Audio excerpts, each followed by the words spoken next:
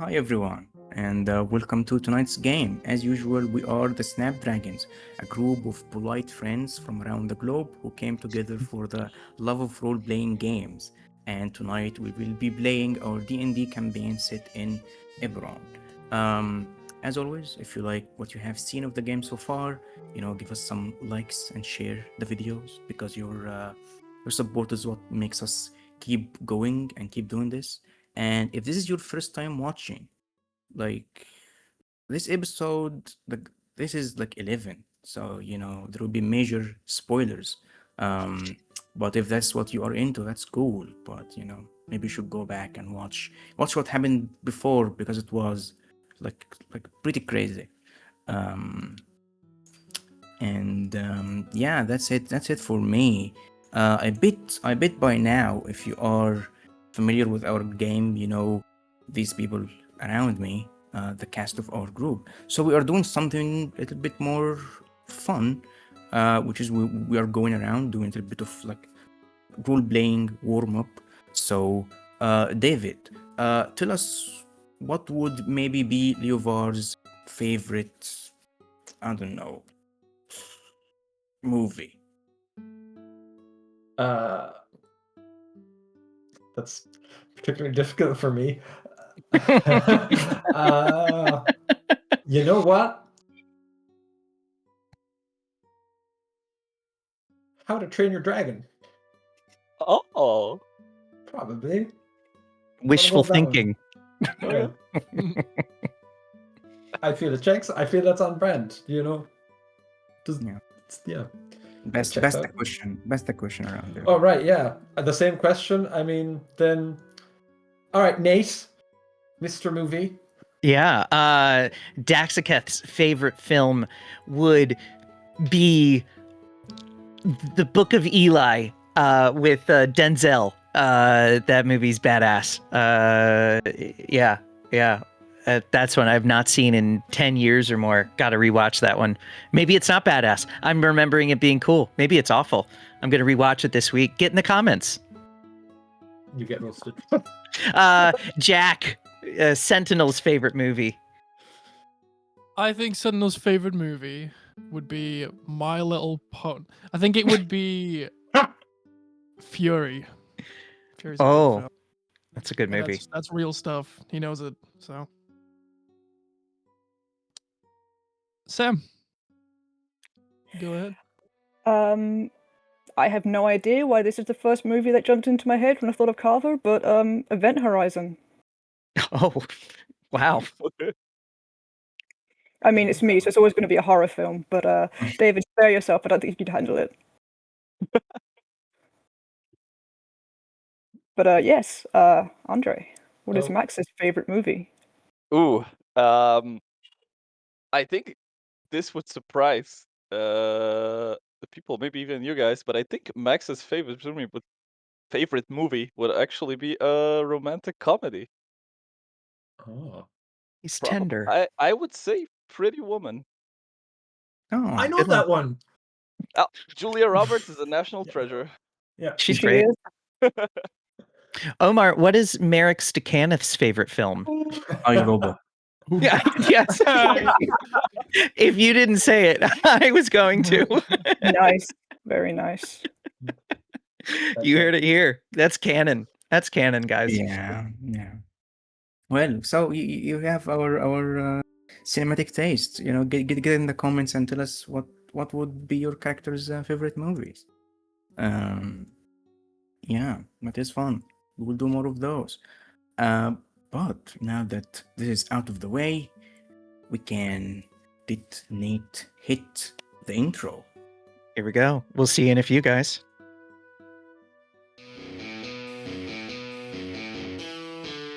In the eyes of a primordial power, we're playing the game in our final hour. No dungeon deep, no matter where they dwell, we're unafraid.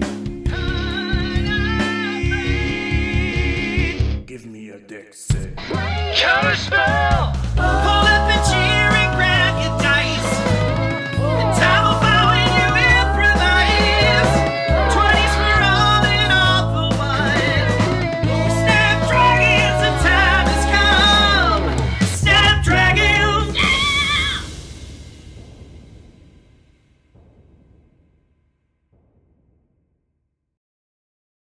Go. Okay, we're back after the banger.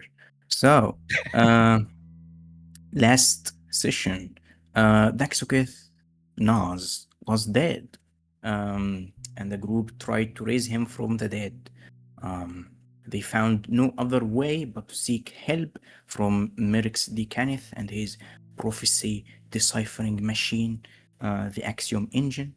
And so they went on a little adventure to retrieve a book about Dulra, the Plane of Souls, from the library of a noble in Grey Wall.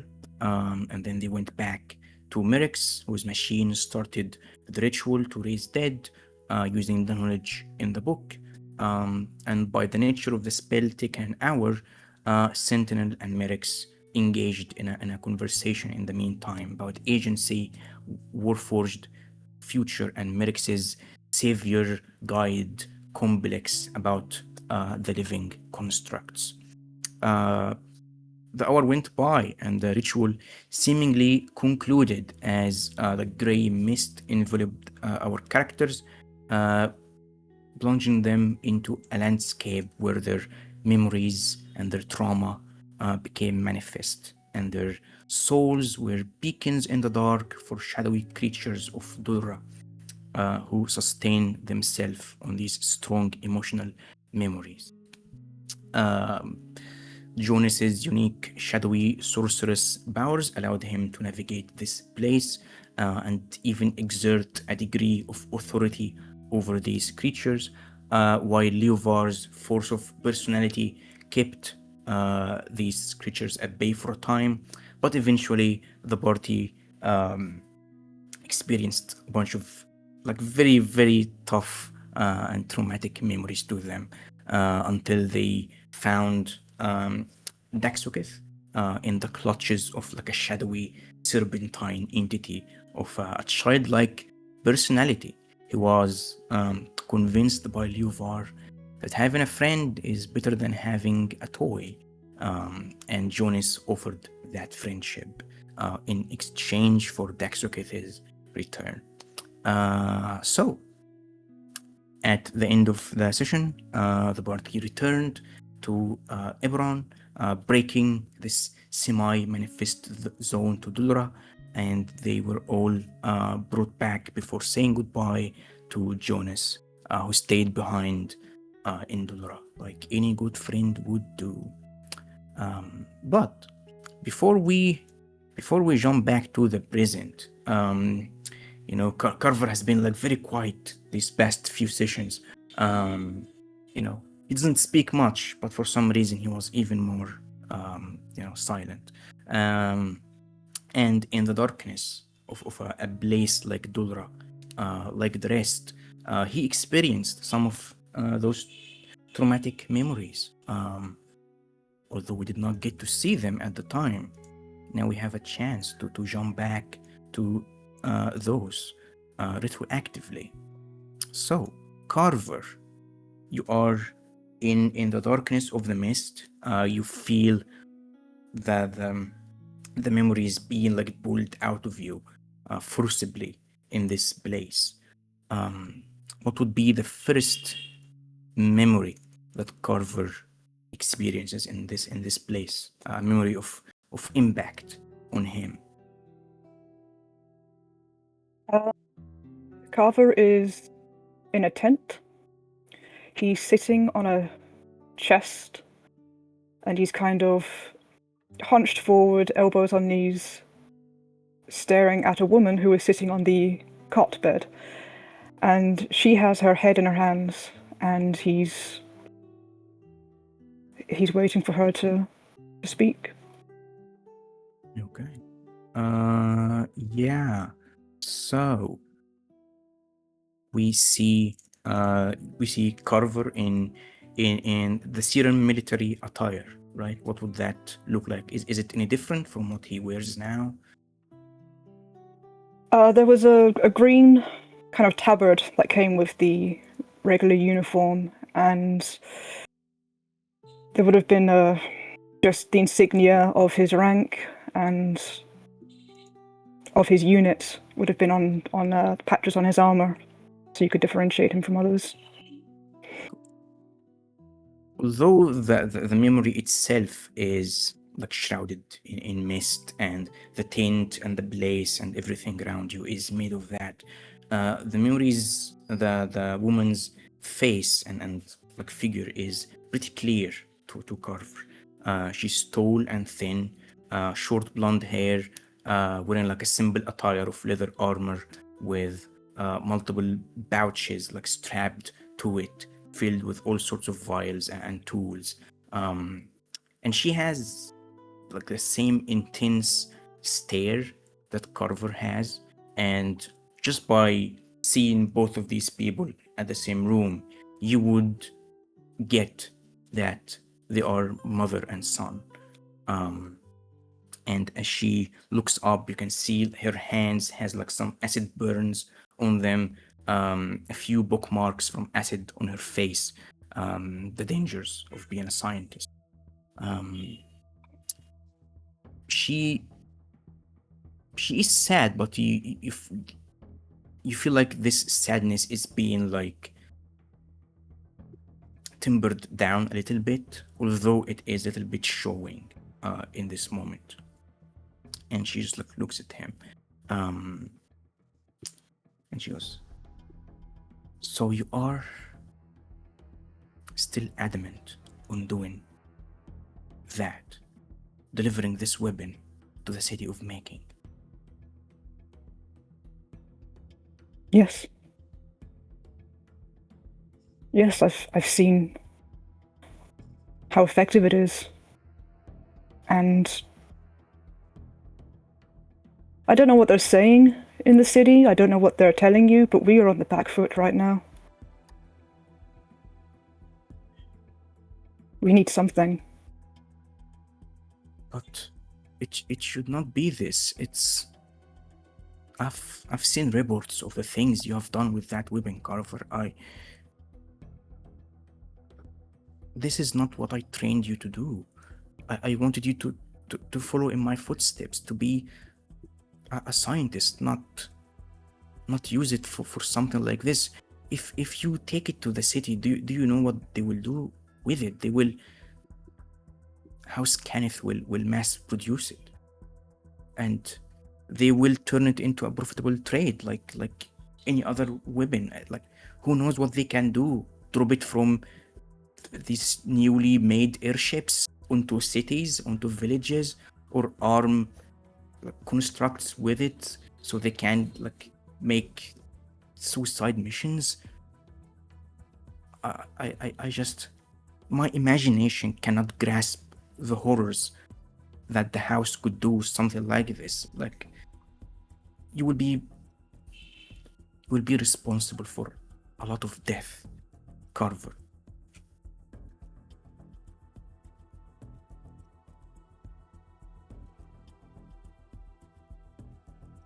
They already know that I've used something. It's...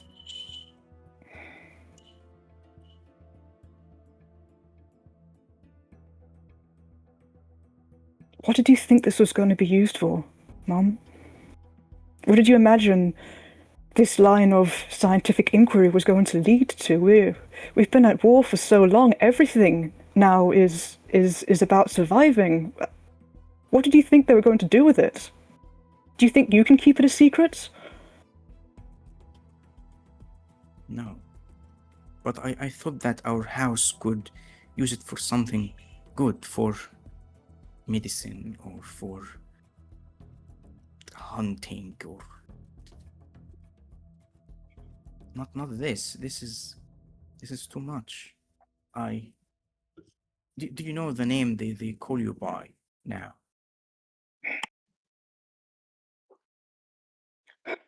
I've got a few. You know, the Herald of Sulphur is what came to my attention, at least. And I do not like what it means. I know that your time in prison in Karnath was difficult, but this is too much. This war is taking too much from you, and I know that I can't ask you to stop. I know you won't. I know that you are at least fighting on the right side of it, but do you think it will ever end? Do you think that when you give them this to use, that it will end? No, the house will just distribute it to the other nations, and it will never end.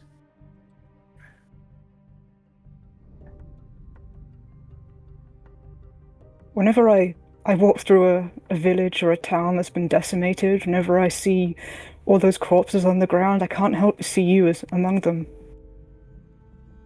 And I will do whatever I have to make sure that what's happening out there never reaches our home. I don't care what they call me. I don't care what my legacy is.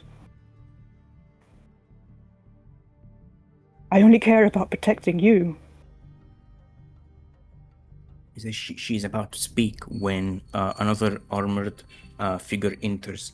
Their face is inconsequential to this memory, covered in mist, and they enter the space, and you hear like the muffled voice of them calling you to join a battle, that there is like a large joint army of Thrain and like Breland was reported to approach the Syrian borders, and you will have to mobilize quite soon.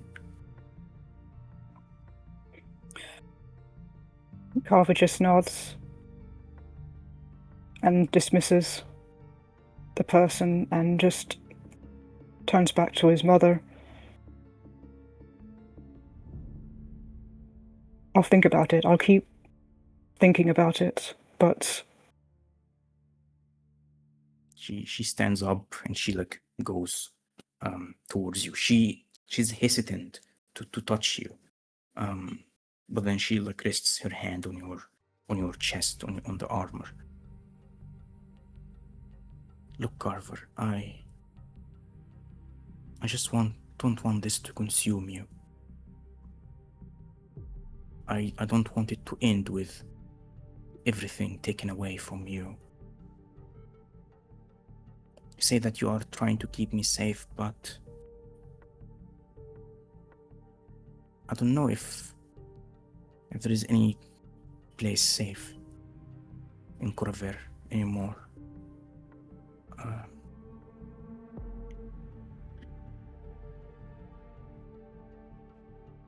I will be waiting in the city of Making when you come back. We will talk about it more, but I don't think it's worth it, Khorvaire. It's not worth it to burn yourself for this.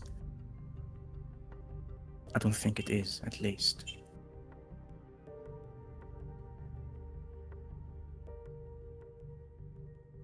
Khorvaire just puts his hand over her hand for a moment, and he'd noticed the hesitancy. And he kind of can't look at her right now. And he just says, "Get home safe." The memory fades as Leovar and Max, you are the two people who saw this with Jonas, but Josh isn't around.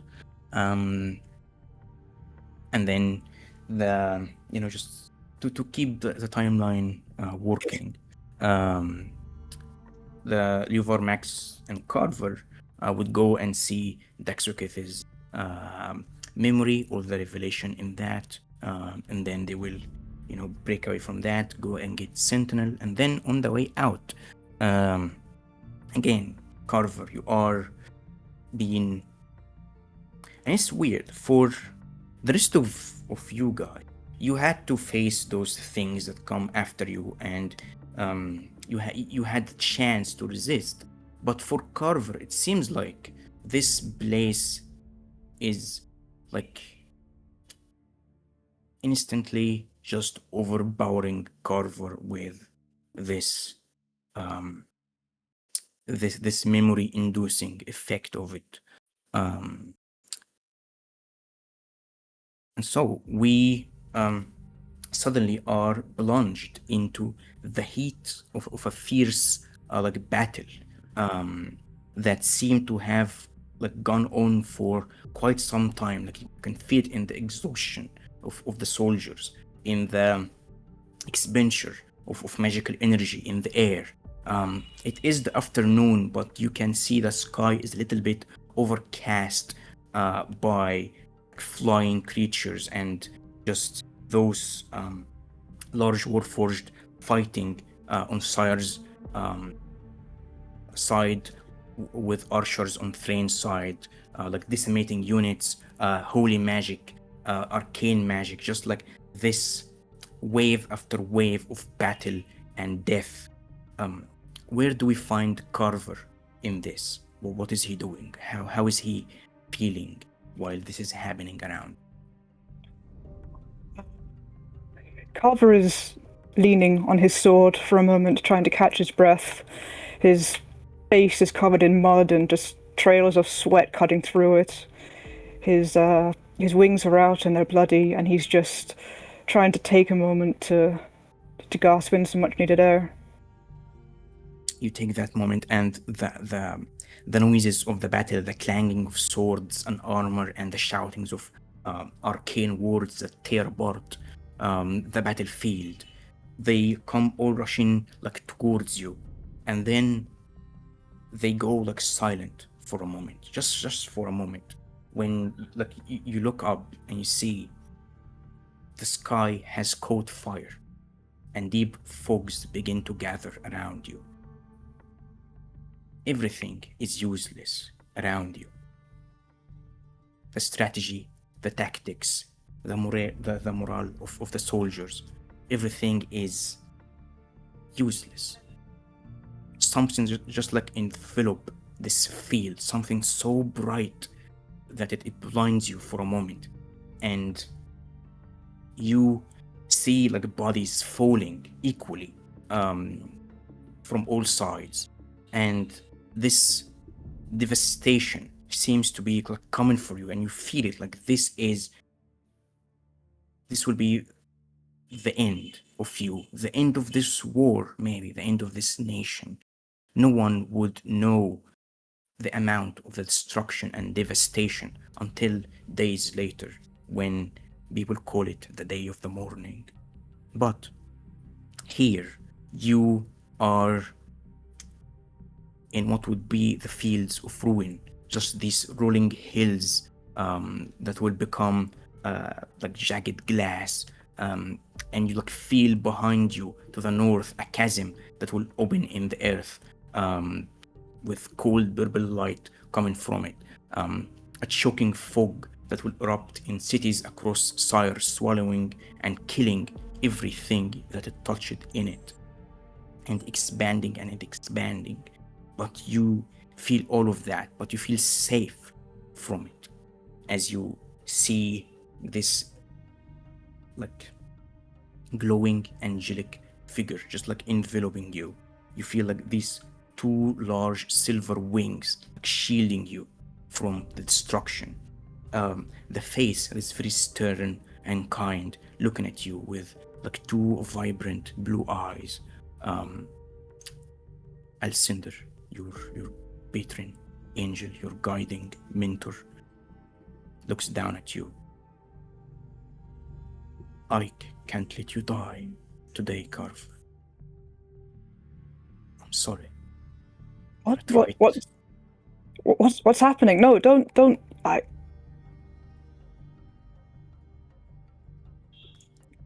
What is? It's all going. Everything is. What's happening? You see, Alcindor's form is beginning to rot and rust, and he is beginning to take on the form that you will see later in your dreams, where his glow and angelic radiance is replaced by darkness and madness, and he just looks down at you and he goes, maybe there was just too much death, and this this world could not handle it anymore.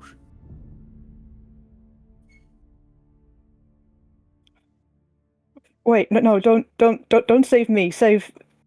Don't save me. You can save if you can save anyone. Don't save me. Save her. You see, in a flash, the bodies of the people like around you, they begin to grab on Alcindor, and he begins to be pulled down into some sort of like dark chasm in the earth, or like a weird lake of sludge. He's being pulled there. He goes, "I've done all I could. This is the extent of my ability. I'm sorry, Khorvaire. I was selfish. I can't let you die." Khorvaire's just kind of hyperventilating at this point. You look around and you see your horse begins to get like mutated in weird like ways, like he like phases out of reality, and some of the like carnage in the battlefield begins like to get attached to it. And then you guys see the memory fades. You go outside. It ends. This terrible moment of the morning, and what Khorvaire saw in there is done, and you feel it. Like you feel the weight of it on Khorvaire's soul, and it weighs on you a little bit as you see it. But we finally return to the present. Finally returning to the present. So, the party are on their way back to High Walls. Today is the 19th of Sephiroth, which is the day that King Boronel of Breland championed the legislation in the Breelish Parliament known as the Warforged Decree, recognizing Warforged as sentient beings and granting them the rights afforded to all Breelish citizens. And so as you walk down the streets, you see like more Warforged than usual. And there isn't like a lot of Warforged in Sharn. There's a number of them, not a lot. But you can see like in the streets today, there is like more than you would normally see.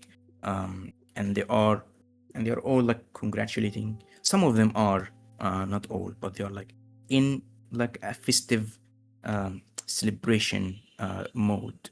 And you can feel that in the air, which is like a very stark contrast to all the moments that you have been like going through to get outside.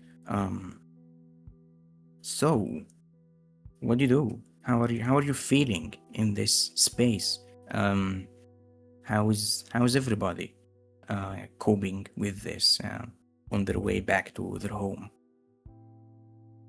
Damn. Now. Okay. Coping. Coping. Max still has a lot of things from Daxakit/Noz's memories fresh in his mind, and he is like thinking of how to approach the subject, how to get Noz alone, basically, to broach the topic. And as we see the Warforged on the streets, are they like celebrating or something? Is there like party or? It's not party, but like some of them seem to be like in a more like festive, like joyful mood, and there's like a number of them like clustered together, and they actually seem to be like a number of them seem to be going to High Walls, the same direction as you. Okay.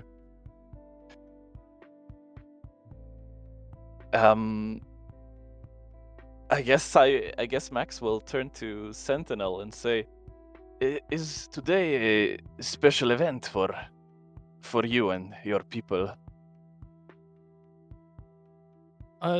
Sentinel being in a fairly good mood now. I mean, he said that Jonas made the sacrifice, but he's got his friend Daxaketh back, and you know, his people and him around him, everyone's in a good mood for once, which is rare these days. He looks over and he goes, "Yeah, this should be a good day for everyone. This is the day that me and my people got our independence." Oh, congratulations! In that case, I guess you'll want to celebrate somewhat then. Yeah, I don't really I don't usually, but we can. I think it could be fun. And I grab Daxaketh by the shoulder and I kind of pull him close, and I go, "And today is the day for celebrating." So Daxaketh has definitely been in another world. His mind is elsewhere. You grabbing him snaps him out of, you know, his own brain. Yes. Time to celebrate. We've much to be thankful for. He says disingenuously.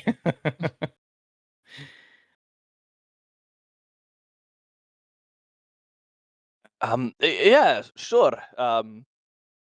To High Walls then, the usual place. Joe. So you make your way back to High Walls, and normally there will be like a mix of different like smells in the air, like tobacco and a little bit of like a stench of body odor and garbage in this place, being like crammed, terrible living conditions. It's not a great district to live in. And the high walls of this district like cut off the crumbling buildings from the rest of Sharn. But today the entrance is heavily guarded, like more than usual, and you see like the guardians of the gate, who are they were responsible for entry to Sharn in the eastern entrance and in terminus where the lightning rail comes. They are here, and they have like a bit of a distinct armor that has like a gate symbol on their chest. And they have this like piece of paper with them, which is a poster for Naz, whose like wanted poster has, or wanted reward has gone up considerably to 1,000 gold piece. And they seem to be like, as people like get in the space, they seem to like stop them and look at the piece of paper and try to like compare and see if Naz is here, since he advocates for Siren, all of that. And you get the sense that people know of what happened in the masquerade, and of Naz showing up there, and of the destruction that happened. Like, it's a big thing, and people are talking about it. You don't hear anything about your group's like involvement in that, but you hear about like the general vibe of what happened there. So you feel like the watch is on edge, like checking everybody getting in here, and with Warforged being like too many today, it is causing some friction with the guards as they stop people, even if they're Warforged, even if they're dwarves. They're just like checking everybody, even as you get in, and you know they look at you, Daxaketh, and you look at Naz, and not him, and you let people into the district like that. And so yeah, again, there is a lot of warfare in the district today. And you see they are mostly like oh my God, I'm losing words. They're like grouping around this dilapidated dive bar called the Cog Carnival, which has like a crumbling stone outside, marred with graffiti that says things like "Forged are scrap" and "Leave metalheads" and things like that. And you see there is a Warforged standing outside with a carved wooden chunk replacing a severed leg, who is standing like outside the door and he's like letting in.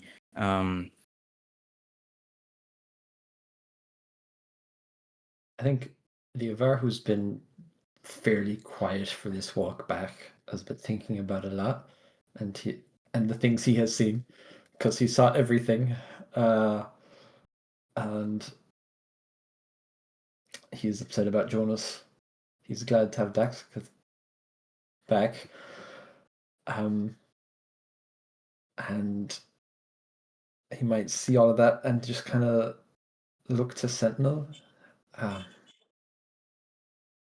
You're in good spirits, Sentinel, so Cox Carnival's probably pretty lively today. If you think that would be a good place for us to hang out, I'm sure between you and me, we could get everyone else in, if you wanted to. Yeah. Our place might be quieter, Hope Swings, but maybe that's the perfect place. So, like you say, I don't know if we'll get everyone in, but we can try. I think we might be I'm able sure to. we can sweet talk them. Yeah, I think we can. And I'm going to wander over.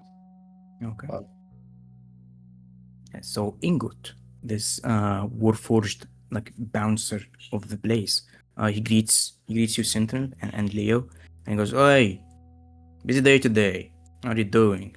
You wanna join the party?" Of course. I mean, it is the day for it. Yeah. And it's never going to be busier today than it is ever. Yeah. admittedly, it's good to see you again, Ingot. The days came up on me suddenly. I know, say that's in it, you're probably very busy, but I don't suppose you'd be able to make room for myself and I'll gesture to our 3 non-metal friends. I can play a bit of music later on for the atmosphere inside, if you like. That would be cool. That would be great. I will take 5 copper pieces ahead for your friends. Just like a little donation, just to keep the place going. Yeah, I think that'll be no problem at all. I've got them covered though, and I'll give. I say that way. I have a feeling I'm broke. I'm not. I'm not. I give a silver and 5 copper. Okay. Coming in, and you duck down, Sentinel. Even this place that is built for Warforged, it's not built for very tall Warforged. But it is spacious in the inside, more than it is like on the entrance as you go down, and you can see like smoky low flames light up the place. But you see there is, for today, there are like some magical lanterns and like glowing globules of light that float around, and this single room space is crowded with Warforged, with like severed digits or limbs, burns, and other wounds. Other Warforged in the area are gathered around like traditional dice, card and card games, dart and board games as well. Like carnival competitions such as like throwing metal rings onto posts, tossing a ball at a tower of weighted iron cups, hard enough to make them all fall down, and striking a homemade machine hard enough with a hammer to make it ring a bell. And there is like a small bar in the corner that serves like very cheap ale to the people that accompany Warforged. Warforged normally don't need that. And behind this bar, a Warforged bartender, like a heavily large built, her plating worn and marked with countless repairs, who is the owner of this place, Mild. And she like shouts and laughs at people as they lose games and lose bits and stuff. But the atmosphere is great in here. Leovar and Sentinel, like both of you, to give me a perception check. Okay. It's been quite some time since I've rolled a dice. 17. Also 17. Okay. So, Sentinel, as you look around, and this is a fairly crowded place, but you see one Warforged that stands above the rest, like large but stylish, wearing a grey coat that has the Breelish bear on its left arm. This is Hemlock, the Warforged that you met in the tailor's shop, who told you about this celebration that will be going in the place. And you seem to be like playing some dice games with other Warforged in the area. And Leovar, you spot Hemlock as well, but you spot another familiar faces as you see this lean Warforged with silver blades for the face and armor, who's wearing a black coat, and a dwarf with big brown beard, soot-stained hair, seem to be like sticking out just like a little bit, and you wearing like brown leather armor, and you know these people as Bowder, your Warforged ship helper, and Brannick Thorn, the mage right on your airship back in the day. As we're kind of coming in, Leovar was kind of saying to the rest of you all, "Oh yeah, this is Cog's Carnival. Warforged bar mostly, but friends of Warforged do come here." And we're kind of looking at the atmosphere and environment, and he sees that, and you see his face actually kind of lights up a bit, like he is very happy to see these people, and he's just like, "Oh, great!" And he immediately kind of just starts walking away from me without thinking to be like, "I see people I know," and he goes over to the two of them. "Powder, Brannick, hello!" And because he knows that will annoy Brannick, he goes to hug Brannick first. Haven't seen you in ages. Oh, Leo boy. He looks at you for just like a fraction of a moment and goes, "See, I told you, it would be fine." And Bowder like looks at you and he goes, "Hello, Leovar." Go give Powder a hug. Hi, it's so good to see both of you. I'm really needed to see faces like yours. I'm glad you're here. Brannick like goes, "We could not miss it, of course. Bowder wanted to come along. Oh no, it's the other way around. I wanted to come along with Bowder when he gets here. And yeah, it's a great atmosphere. I've never seen that many of Warforged in one space. I'm surprised that they all do not talk about ships. I thought that was a trait shared between all of them." No, it's mostly Powder, I think. And I give the two of them a big smile. I'm so sorry. I came here with friends, actually. I'll wave you guys over. I've probably dragged the rest of the group over to the bar to get a drink. Okay. Like as you guys left, so we'd be over that way. Okay. They're getting drink. I mean, you've met Sentinel briefly, I believe. Yes. But new friends. His face kind of falls a bit. We're definitely looking to have drinks. Is Nia coming? I assume she probably is. Brannick goes, "Yes. So Nia is. She was like we heard news that that there was some attack on a gala up top, and Nia told us that you went there, and she was very worried. I told her not to worry because I saw you take on a band of Valinar mercenaries with the Bar of Storms before, so the Emerald Claw cannot be more formidable than that. So I knew that you would be fine." But she ran to Hope's Wings. She waiting for you impatiently. And I told her, well, we will be celebrating, and if he's dead, we will get back to him later. I missed you, Brannick. Yeah, we were there. It was pretty bad. A friend, actually. We lost a friend because of it, actually. So, hence looking to drink. You see Brennick like taking like a very serious face now. Goes, I'm really sorry. Me too. Well, What? to your friend. And he like raises a mug of ale. I raise my empty hand and I'll say, I'll be back. I'm going to get a drink with my friends, and I'll be back. It's great to see you both. And he gives them Nia both- is waiting impatiently in Hope's wings. Just want to tell you that. You can let her wait. Like, No. She will be very upset with me. Yeah, that is. I look at Max. I think I can sort that out quickly. And I'll go over to the bar counter where you're ordering drinks. Max, hey, I have a favor. Yes. Can you do that spell where you talk to someone from very far away?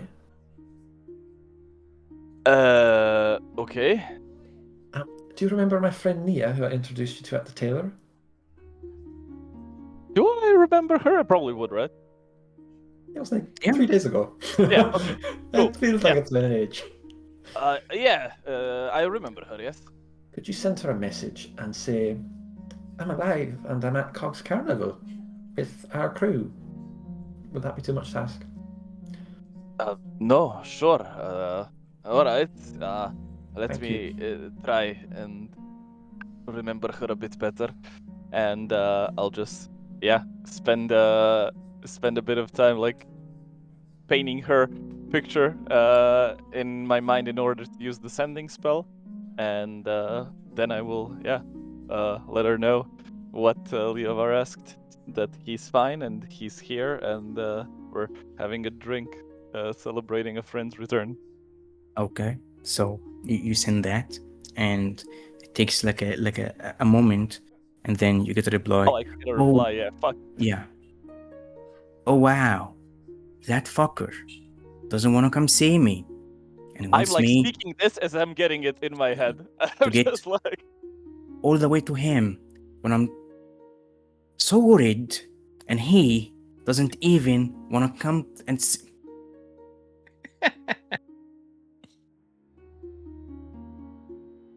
I'm coming to him. And I like that you're like giving this all word for word. Yeah. and yeah, Leovar's word for like- word. He's like, yeah, that's her. I didn't know you had a girlfriend, Leovar. Yeah, you Yeah, might want to yeah. run, mate. No, that she's my best friend, but she's basically my sister. No. Thank you. I just really wanted a drink. And I waved I to know it. Smell. We all need a drink after this, and Max will subtly, well, not subtly, he'll place a hand on Daxicate. Nas. Do we say Daxicate or Nas now? Daxicate, right? We can still speak. No, there's I'll been keep no it as established. Daxicate. Yeah, Yeah, you I'll call keep him it what as you Daxicate. wish. He looks like Daxiketh. If he looked like Nas, he would have been arrested. So Yeah. I'll place my hand on Daxicate's shoulder and say, welcome back, Dex. But subtly, I would like to use the message cantrip to say, we need to talk alone as soon as possible. And I would try to hide it by, just pointing the finger, basically having the finger on him, so it's not like clearly, but maybe someone spots it. I don't know. Also, to clarify, of course, like Nas does not know that Max is, right. Is still Yep. his father. So I know. color a little, whatever colors on Daxiket's face drains a little bit as we need to talk never ends well. So he just kind of stares and orders 2 drinks for himself. 2, please, strong. If you have it. I'm Big tall. ordering. I'm gonna order drinks for everyone. So, Lots of ale to go around. Don't worry. look, we both know, right? It's not our fault. We won't give a taste, but this stuff, not great.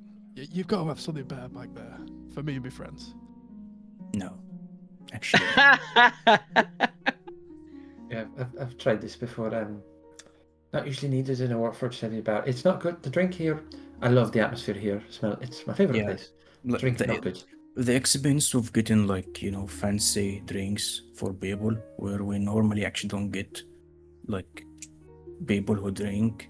It's like it will break the economy of this space. I know how to say it. I'll play a few songs a little later. After I've got with my friends. Some free entertainment for this great day. If you'd like me to. Can you play something that is like really upbeat? Yeah, absolutely. I'm feeling really upbeat today. I can do Like that. I don't know, what is that song by Edgar Sheeran? What is that song called?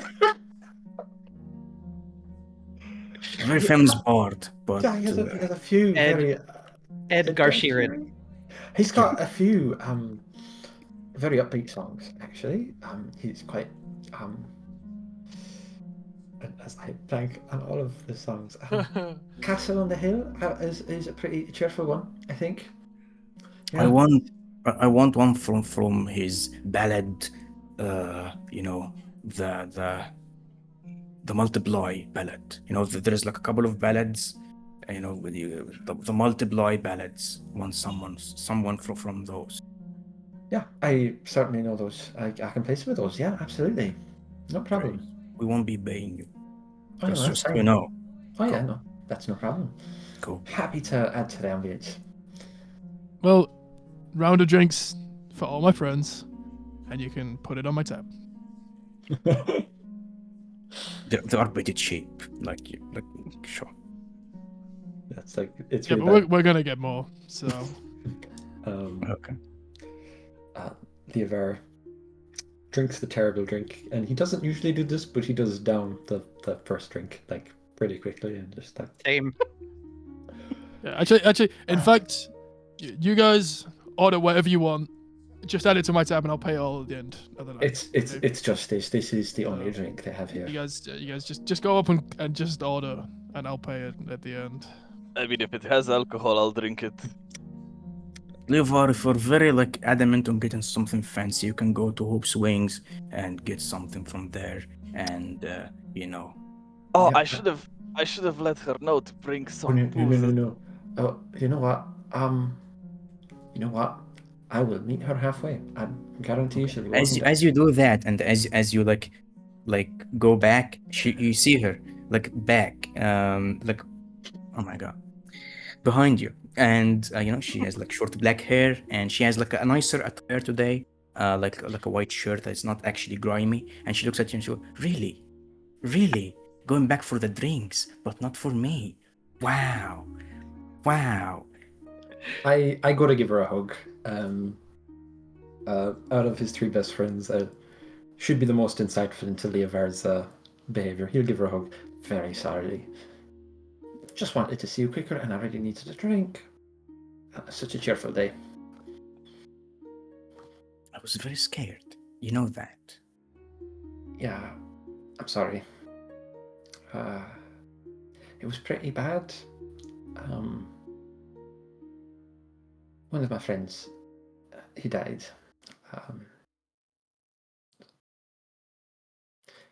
Then he wasn't dead. Now he's not dead anymore. I gestured to the back of Daxkith, and now another friend is gone. I would have preferred if I actually stuck to it, but fine. Okay. Hey, no. He's a good sort. I know he's just abrasive. I am very sorry. I should have went to you in person. We need to talk. Do you want to walk back with me to Hope's Taverns while I go get some alcoholic drinks? so we can talk Give, privately. give me a persuasion check. Yofa. I've only got plus 12. Yeah, no problem. Yeah, it's no problem. That's all. 19. She goes, fine, I will do it. And Thank you, yeah. yeah, she will go out with you. Sorry, everyone. Okay, so while that happens, is there anything that any of you would like to do in the tavern in this celebration? Yeah. Carver is just. Oh, go on. No, go on. Go. Carver is just downing drinks, not really paying attention to anything, and he's taken off his Kenneth ring and he's just kind of staring at it. He's just not very interested in what you guys are doing. I lean over to to Carver and and the ring, and I go, "You should probably hide that." He just looks at you for a moment. He's like here, by the way. He's like leant over your shoulder, and he's like here. It's okay. I'll kill anyone who tries to take it. And he just kind of smiles at you, but it's a very unpleasant smile. Maybe you should stay here. He just grunts and goes back to drinking. We should have some fun since we're here, right? I mean, look around. Gambling, hitting things. What more do you need? Like simple pleasures. He kind of perks up at the hitting things, where's that going on? Yeah, well, there's a test of strength machine over there, and I mean, if you want. Oh yeah, you two should definitely participate in that, Carver. Well, Max is gonna encourage. I step back away from the bar with my hands and I go, unless you're scared you'll lose. I mean,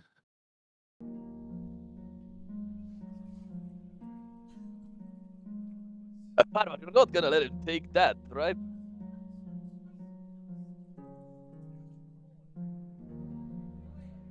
Muted. we You're could muted, Sam. You got muted, Sam.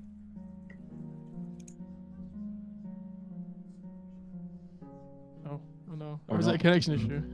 Oh no. Damn. No. In the Carver. meantime, Hello? as they... Yeah. Ah, there we go. You're back. You're back. Hello. Don't know what that was. But Carver's just like, yeah, sure. The fleshy human can just go up against the metal guy. This is going to be fun. And kind of just stomps over there. Yes. And I start wading through the crowd. Okay. So that is gonna happen. We're gonna get back to that. What does Max and Nas do? How many drinks deep is Max now? Oh, not today. He's like tempering himself for this conversation. He needs to be sober for this. I actually gave you. No, I gave Max the over, offer but- of infinite Yeah, free and drinks the as one- much the as you one want. night he Just can't the drink. one time. Don't worry.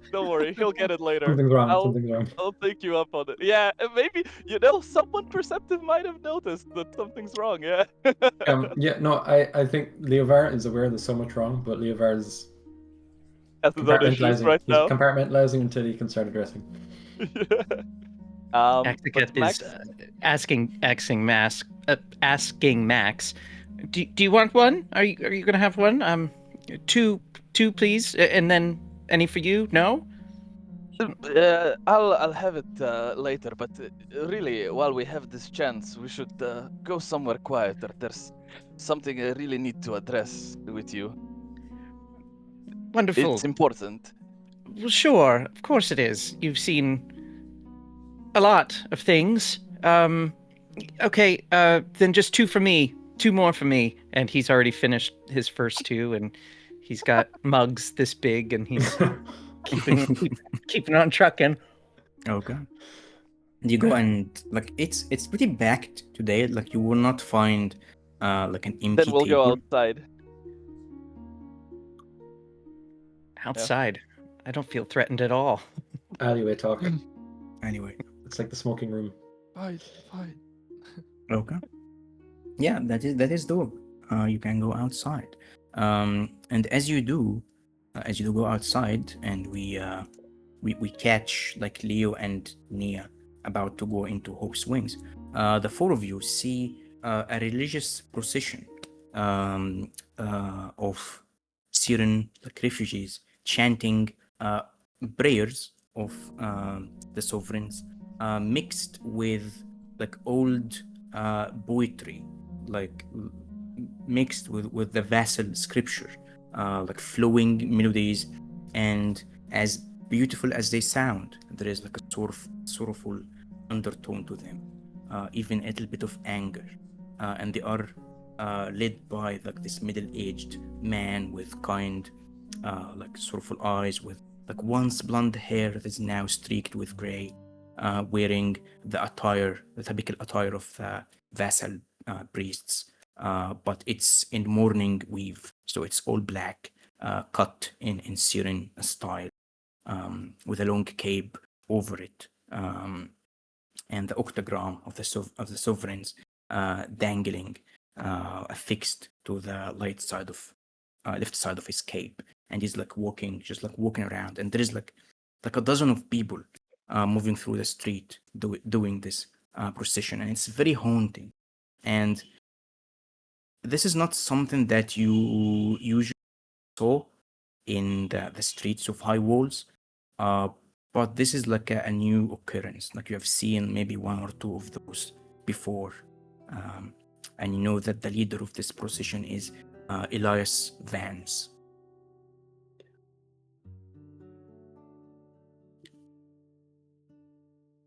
And they're what is it that they're words escape me. It is What is it? prayers. It's prayers mixed with like poetry, and it's like it has like just like sorrow on Sire, and like bleeding to the Right. sovereigns, Okay. to like for salvation and things like that. Like very very mournful stuff. And they're just like Okay. walking around the street. Seems to be like completing some sort of like loop around the district. Yeah. Leroy's probably a little more low as he sees that as he's walking away, as the four of us catch that. But yeah, they pass you by. They don't like stop to like tell you anything, but just like happens as you go outside. And as we leave that outside, we go with Leo and Nia inside Hope's Wings, and as you do, like Nia's like anxiety and like worry all like get out of her basically, and like she looks at you, and you feel like her form is like getting a little bit like frail next to you, like she leans on you a little bit, and she goes, I truly thought that you were gone. I'm sorry. I realized I had told you I was at that gala. I should have reached out to you sooner. I nearly was gone, actually. I'd say Max saved my life. Those terrorists, they killed Daxakith. We were trying to give a chance for the guests to escape. It was a lot, actually. And my friend Jonas, Nia. These have been a crazy 2 days. Like 3 hours ago, I was in another plane of existence, the land of the dead. It was intense, to put it lightly. And Jonas, that bright, bubbly idiot, stayed there so Daxicus could be alive again.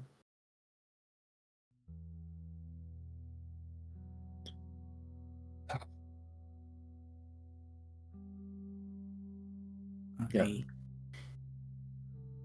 I don't even know how to console you. I'm just glad you're here.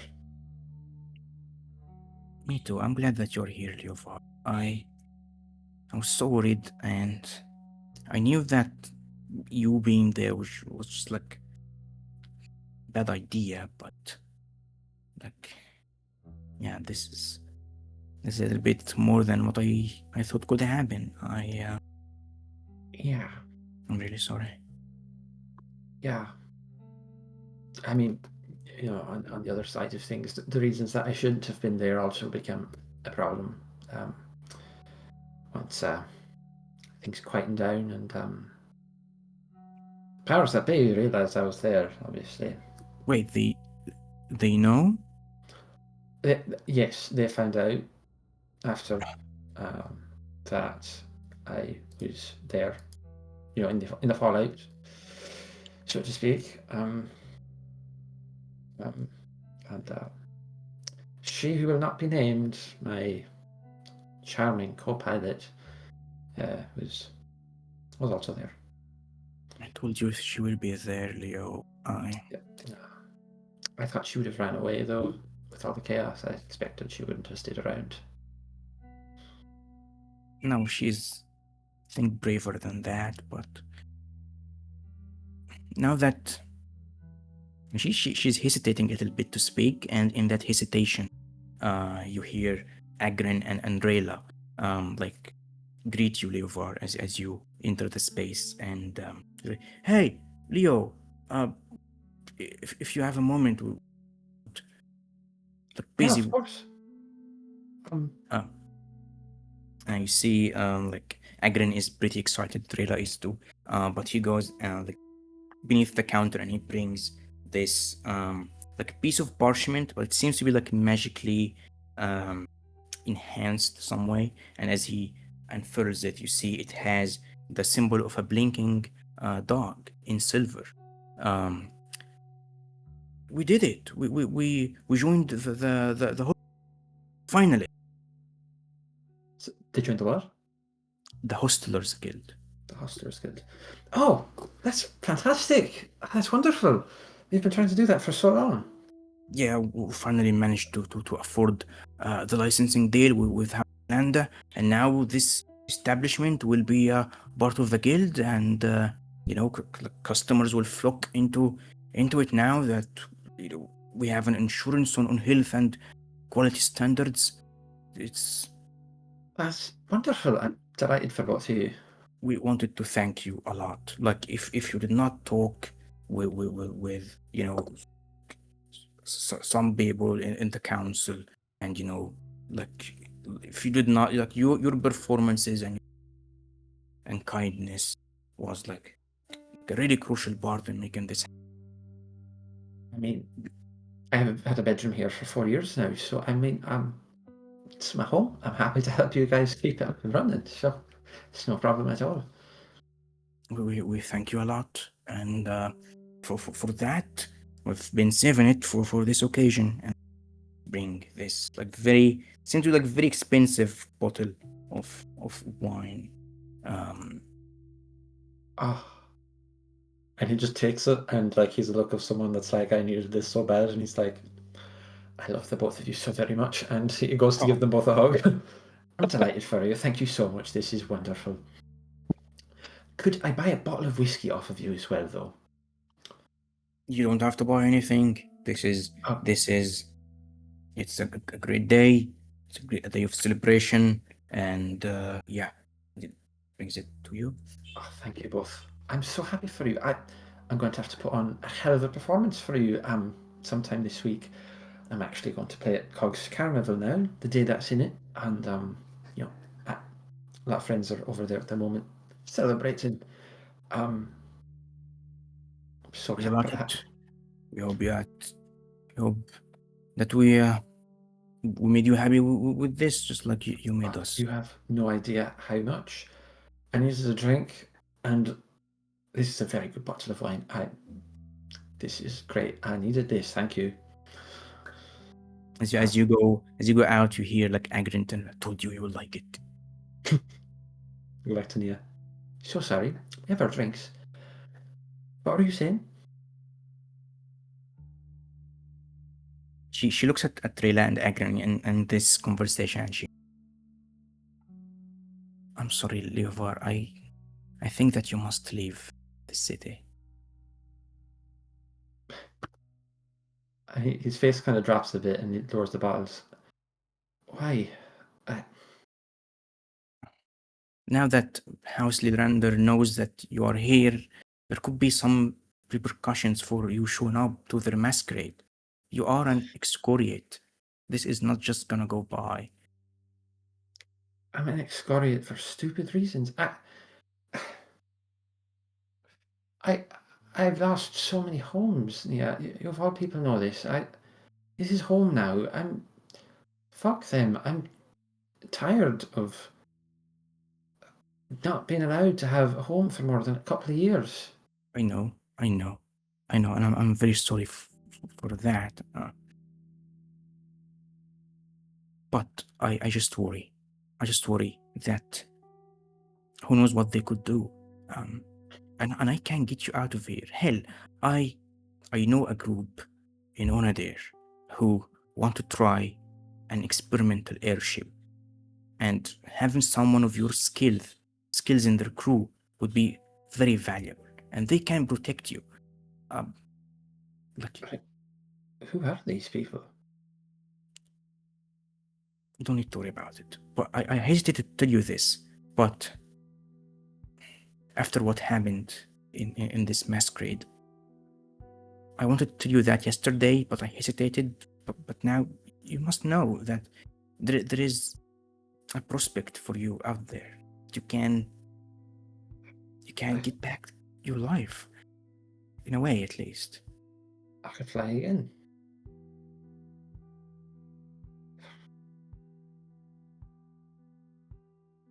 Oh.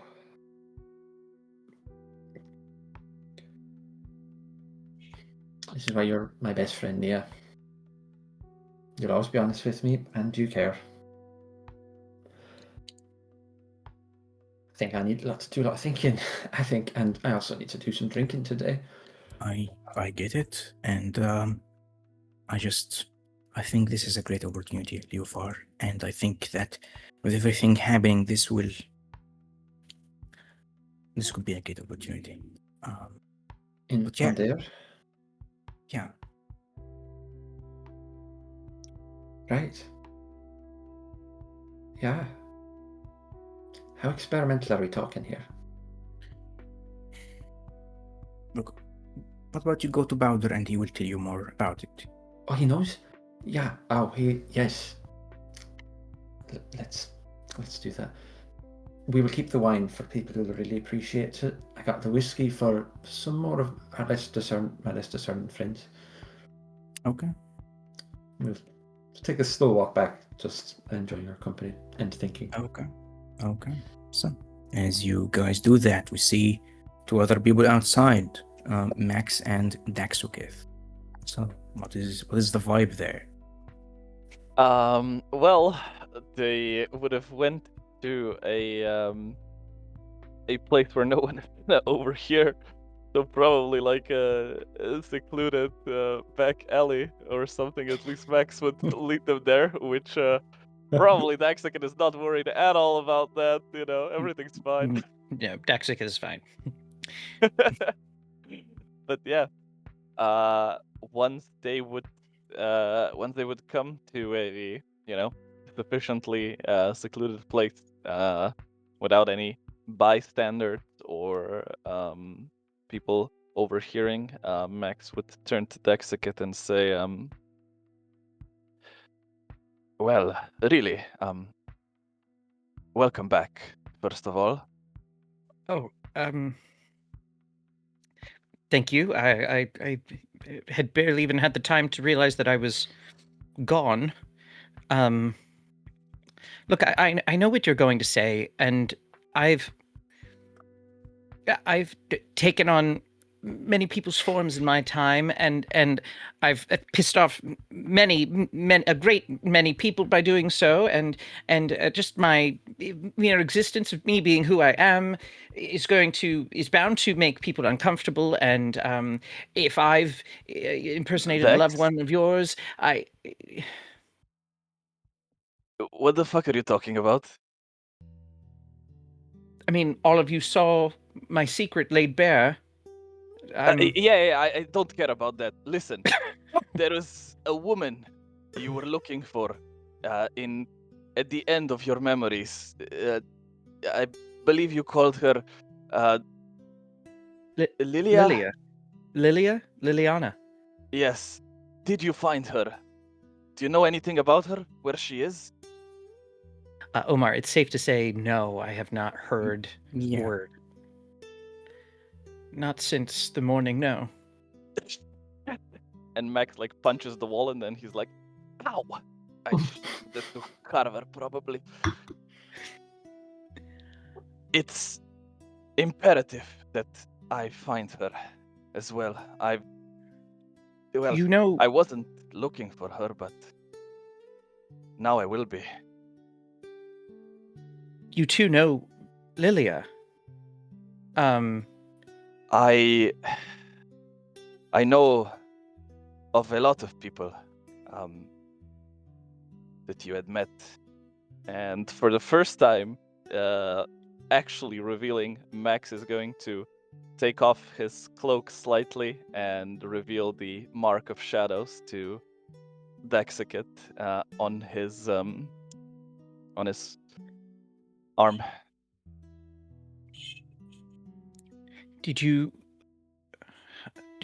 How do you know her then? If you trained with her, you must know Devon then, I suppose. Would I know of Devon? Not Uh, personally, but perhaps. Yeah, maybe like, yeah, not personally, but you would know Yeah. of his existence in Yeah. the Fjarlem family. I had not. I have heard of Devon before, but we were in a different line of work, so to say. And the woman, though, I know her. Hell, it's hard to say well anymore, but I did know her, and I thought she was dead. But perhaps there is hope. Well, I hope every day that I hear news. They never found her body after our mission was failed. So I've been looking for her for years as well. Is there any lead that you found? Any information what might have happened at the keep or anywhere else after she No. left? You saw the last that I did of her as well. In my memory, she disappeared. She left me, and I never caught up with her. I found her carnage. She was quite capable, wasn't she? Max Max smiles slightly as you say that, almost like a proud, perhaps friend, perhaps something else, but he was, eh? That's never thought I would see that, but well, that sorry for carrying. You're okay, right? I didn't scare you or anything. No! You just dragged me here into this dark alley after knowing everything about me and said we need to talk, but, I was certainly not afraid that you wanted to kill me. Okay, that's good then.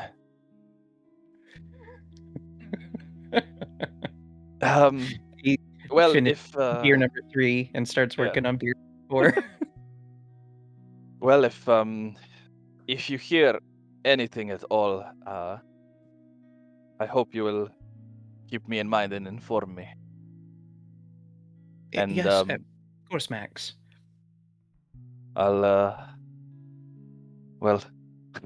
this is the best news I've gotten in the last 27 years. That much is sure. Is that the last time you've seen her? Yes. Oh. Well, then, confused, not what he was expecting at all. I see. Well, then you must be curious about who she became, what she grew into. Indeed. Yes. I mean, you saw she was cold, but once you understood who she was and where she came from, as much as you could, you realized she cared very deeply. And the thing I admired about her most was how strong she was and determined, and beneath that layer of ice was a warmth that I always wished I had known better. She is special, isn't she? Very. Well, all right. I guess we should head back to the party then. Right. In the mood for celebration, for some reason. Indeed, me as well. Oh, and about, the taking other people's forms and everything like that. Don't worry about it. It's the first time anyone's reacted that way. Well, I mean, we all have our past, we all have our secrets, and I don't think there's anything wrong with that.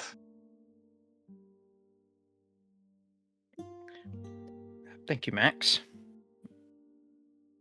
Okay. So, yeah, you go back to it inside. You see Levar and Nia trying to I get see. inside as well. Do I see them coming out of the alleyway, the two of them? Yeah. Oh, I'll see them and I'll wave now, and because Levar knows exactly the dynamic and stuff. And seeing Max comes out, and the two of them in the alleyway, and he's like, the two of you were talking. Hope that went well for both of you. Well, yes, nobody got stabbed, so that's a win. Why would Right, I suppose. Whatever. Oh. I'm basically looking at the two of them to like gauge like their emotional state. 4 beers deep now. Okay. Sober and happy, which is not a combination you see with Max. Levar's partially concerned. I've got whiskey and a very fine bottle of wine. A very, very fine bottle of wine. Great. Let's head back in and see regroup. who won the strength competition or whatever. Oh yeah. I'm gonna put my money on Sentinel. Ooh, damn. Okay. I would bet on Khorvaire myself. Okay. So you get inside just in time as Sentinel and Khorvaire are finally having their turn on this machine.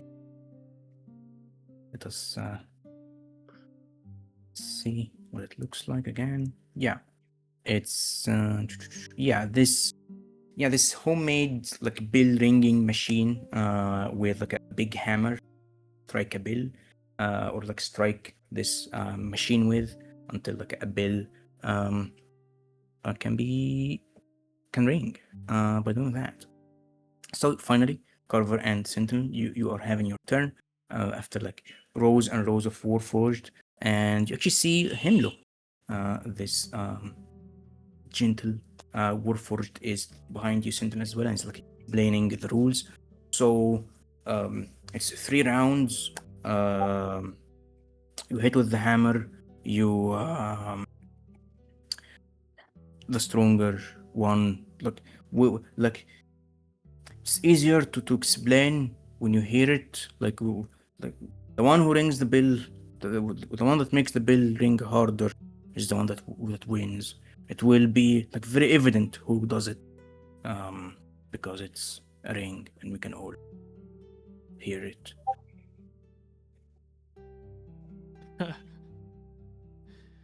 Yes, But you explained yeah. that very well. Yeah, I did. It's 3 rounds. 3 rounds. And with each round, we take bits, and then with each round, your aim is to make the bell ring higher, basically. Okay, well, I look around to see if the rest of the group has come back. Yeah. So they're probably coming in now, right? So I wave them over. You're muted. Yeah. Yeah, so you speak. We're just in time. Great. Go on over. Have you guys not gone yet? No, but they're taking bets. If you want to bet on the winning guy,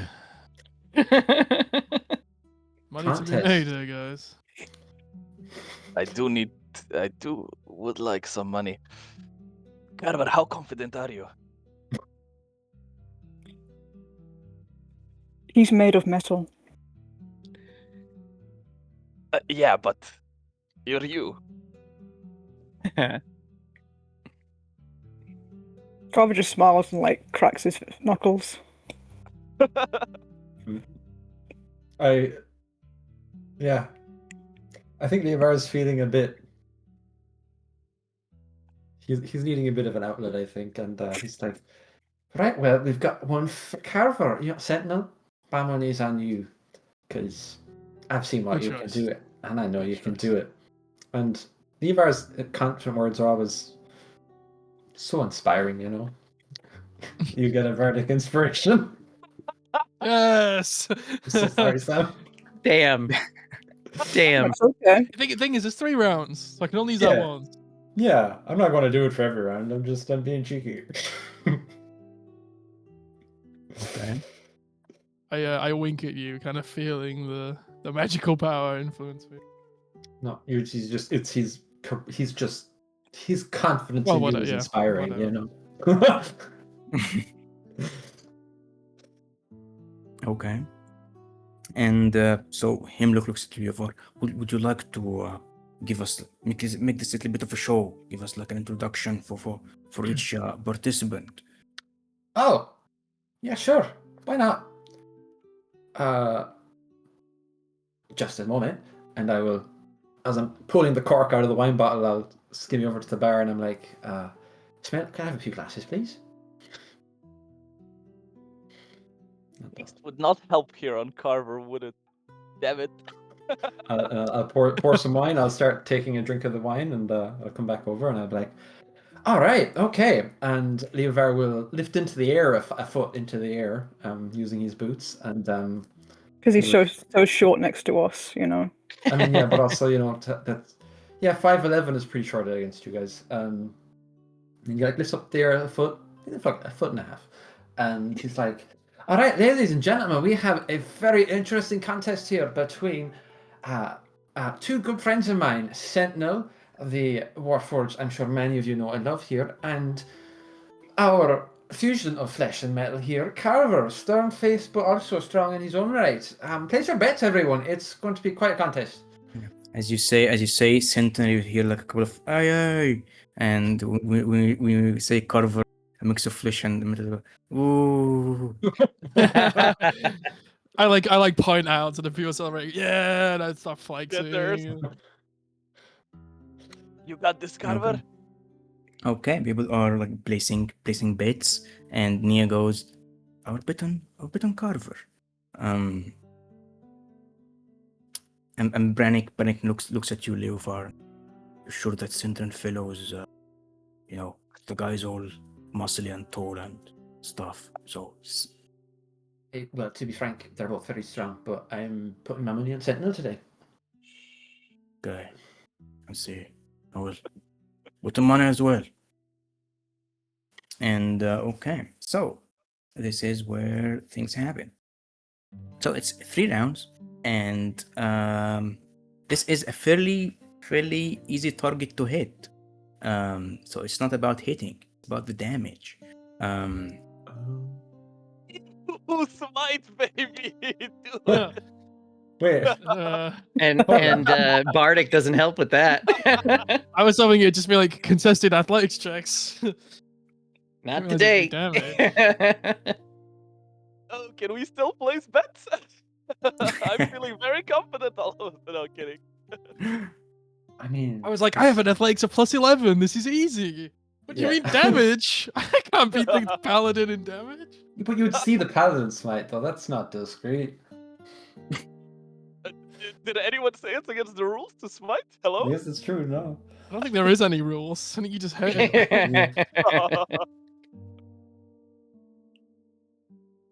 Shit. Yeah, if you hit something with an 18 AC, 25, it doesn't matter. It's still a hit. So it's not about hitting, it's about how much damage will make this ring. Yeah, the bardic doesn't help there. Suddenly less confident. No. Oh. So, Like no way of Hammer. damage. But you're Mr. Hammer though. That's your speciality. Literally. My magical hammer does more damage. Well, yeah. well, first round, people. Let's see how it goes. Sentinel and Khorvaire, please. So the hammer, I don't know what does a hammer do for damage. Yeah? I think it's. Is it just a warhammer? Yeah, just like it's like a big old hammer. Yeah. There's go a. Is there a 1d10 or is it 2d6? There's a 2d6 maul and a 1d8 hammer. That you can have 1d10 if you two handed. 1d10 if it's two handed. Yeah, Yeah. 1d10. So yeah, a D10 from both of you then. Okay. Just a d10. I And your guess if strength you- mod, right? Yeah, if you're proficient with it, you'll add your proficiency as well. No, actually, proficiency doesn't add. No, not damage. proficiency. No, just strength mod. damage. It's just strength. Strength mod, yeah. Yes, yes. Yeah. Not great. I got 9. I also rolled a 9, so +4 strength, 13. So you're 14.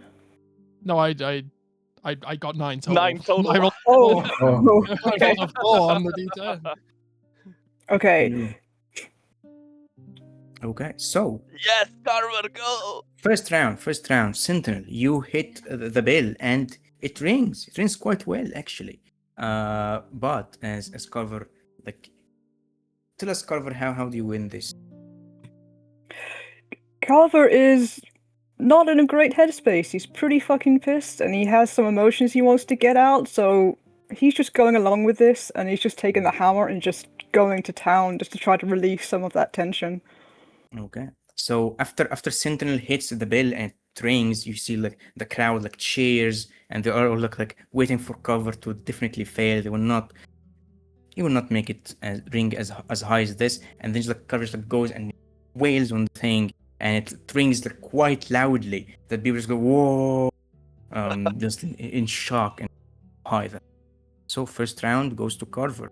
2 more to go. Hell yeah. It's fine. Luring him into a false sense of security. That's what's happening right now. I'm wasting my energy already. You know, I can't get hit as hard again. 14. 8. Okay, yeah, that second round, Sentinel, you hit it as loud as Khorvaire's first hit, and then Khorvaire goes for the second hit, and it seems like you're losing a little bit of your energy, and yeah, the crowd like cheers wildly as Sentinel wins this round. Now it is the final round to take your D10s. temptation to just throw away the hammer and take mine out and hit it. I'd probably smash it to pieces and then feel And bad. Carver smites. Okay. Trevor breaks the machine and everyone's like, Yeah, "Ooh." It's not bad. It's pretty good.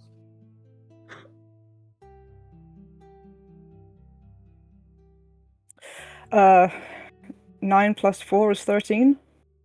I got 12. No, no. And 7 plus 5. Carver is also going to throw in a Wrathful Smite just to blow the bell off. Okay. Well, wait, who swings first? Because if you're doing that, I'm pulling the Warhammer out. I'm pulling my Warhammer out if I see you smite first. I mean, I guess who wins the round will decide who goes first. So I'll let Carver go first. If he's smiting, if all rules are off the table. If All right, you're, Wrathful. So that's 14. No, yeah. 13 plus 13. Wrathful Smite. 1d6. Hold on a sec. Well, I mean, if all bets are off the table, I think Yeah, this if I is disregard fine. it, I mean, No. again, there were no established rules. It was just Yeah, hit if there's the no thing. rules, and if Carver's smiting, I don't feel. I see won't feel bad you doing this. smite, and I'm like, okay. 18. I see Carver like going in hard, like there's a flash of some kind of energy, right? And I'm like, "Oh, Carver, careful, don't bust it up." And discreetly, there's like a faint padding of wind he pushes into, and I'll cutting words Carver's damage. wow. It's down by 2. Ooh. 2 less damage. 16. I put a hand out to Leo. I go, Leo. I take the hammer and I throw it away, and I slap my shoulder and take my Warhammer out, and I ready myself. I'm sure like all the other Warforged in there are like, whoa. And I do like a big arcing swing, and I hit it. Do we see Leovar like using cutting words? Is that like a? But so how I've always just flavored it is like, you know, elements kind of influence things, and so like there's a bit of wind resistance that you wouldn't maybe necessarily see it, but like there's wind pushing against these hammers. Max know? Would Max see that there's some magical bullshit going on? I mean, I saw magical bullshit on Yeah, Carver's hammer. exactly. Yeah, exactly. Give me I an know. Arcana check, Max. All right. Arcana. That's a 15. Okay, yeah, so you would notice it. Okay, as Sentinel goes to swing, I am casting a 4th level Outlook's Resilient Spear around the bell, so it will not ring at all, no matter how hard you punch. Oh! It's like the most obvious thing. It's just That's there. evil. Okay, well, I won't roll any damage. There's no point. Well then, you see, as you unleash this magic, I mean, everyone's Max, gonna see that just appears Yeah. there. Only good friends can cheat with each other, you know? Then, Not at all. not fucking because it's funny. 4th level of spell magic. Yes. Wow. You're good to go, Sentinel. Get it. I quickly swing while there's nothing there. Okay. Give us the Daxika. damage. Daxika has uncorked the whiskey, and he's been sipping on it, and he sees Max cast his spell. Boo! And then he sees Leo cast his spell. Yeah! Roll. Okay, that's pretty good. 23. Holy Dang. what is your hammer made of? 8 on the D10, 6 on the D6, 4 on the D6 plus 5. It's plus 2d6 from the magic. It's a vicious Warhammer. Yeah. Whoa. Okay. So yeah, this happens as you take out your fancy hammer from your arm. Probably You also like begin to- demolish the machine. Yeah, I would say at this point, with these 2 heavy hits in a row, the machine definitely breaks. It rings quite like the bell rings like really high, but then the machine itself, the mechanism that makes it rings, it falls apart, and you hear like Smelt at the far back as she's hearing this. Hey, you're here to... Come on, guys. I tried to stop them. Uh, Tried to protect the machine, and then I point at Leovar, but this guy. You ruined the entire vibe of the place. Now this game is not available anymore. I can. Khorvaire just kind of slaps Sentinel on the shoulder and smiles at him very slightly, and then he's just like, I can fix this. And he pulls out some tools and starts messing with the machine. I will also pull out. I will also pull out my set of Tinker's tools, and I go, yeah, let's figure this out. Oh, are you both tinkerers? Khorvaire is, yeah. I am proficient in Tinker's tools. Maybe we to can make break stuff. repairs. We can fix it. It's okay. Okay. both of you give me a tinkering tool roll. I utilize roll. What Round stat 4. does that use What is that? for this? I think it should be a d20, and then you add your proficiency. Yeah, you usually when you pick an ability score to go with it. We had our proficiency for You don't being have proficient, to. but it's You don't have to use usually an a d20 plus whatever.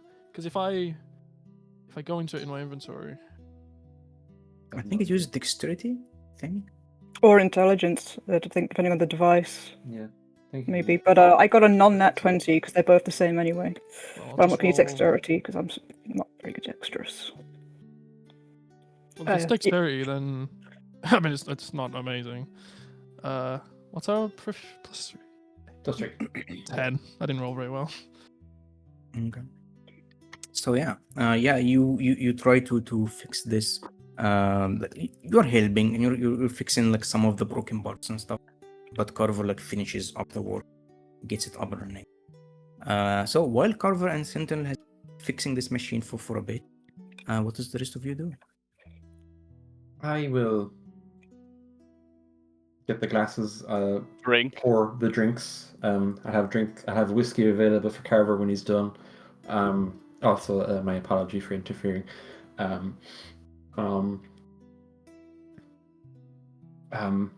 Leo said to the group present, right, we are kind of celebrating, but I think all of us will also need to maybe talk a little bit. I think at some point today, there's a lot all of us need to talk about, I think.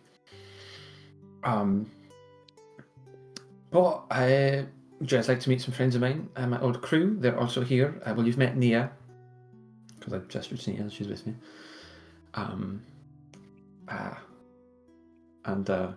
I will kind of scoot over to the dwarf and the Warforged, and these here are Brannick, Thorn, and Powder. Hello. And gesturing to the group, these are my current friends that I'm doing some jobs with in the city. Here's Max. This here is Daxakith. Like, Dax will probably pick up on the slight hesitation from Leovar. Fixing the machine they broke through no input on my own are Sentinel and Carver.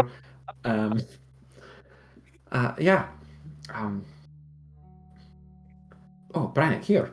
I got some actually good whiskey, and I'll pour him a cup of decent whiskey. Right. What species is Brannick? Brannick is a Dwarf. dwarf. A dwarf, right. Well, thank you so much, Leovar. I'm sorry, my mind is on your tall friend there. Very good, very good. Like, I bet a bit on Sentinel, but I thought that his form was exquisite. And you Natural. did him pretty dirty, actually, by what you did. Like that was not good sportsmanship Right. at all, actually. But Sentinel wouldn't have been able to hit it if I hadn't undid my friend Max's magic. No, you know what I'm talking about, Leo. So you do that same thing before, like. Sure, but in my defense, Carver made his hammer, the toy hammer, go a little bit. It's easy in it. Magical abilities, like you can't just like take away something like this from people. I don't think it was very effective, though he really cut through the wind that brought about, to be honest.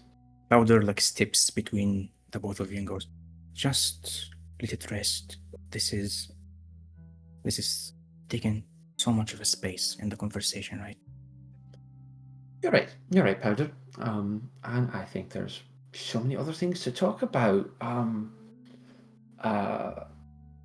like, Leovar wants to have a conversation with his party, but also he's trying to I guess, forget about things a little bit, and he'll say, Powder, maybe, while I'm waiting for my two friends to fix that machine, could you tell me about some new experimental airship in Undair that I've heard you might know about? Oh. And he looks at Nia and goes, that is fine. Okay, well, I don't mind that. We will talk. We could talk. Sit at the table to listen to Powder. Okay. Who And has drinks? the atmosphere in the tavern is too loud that you can have like some private conversation, but now that you're all sitting in a table and you can have those. So it's not like you're just like standing in the tavern talking, people could hear that. Yeah. So if there is anything other than powder, we could step into that.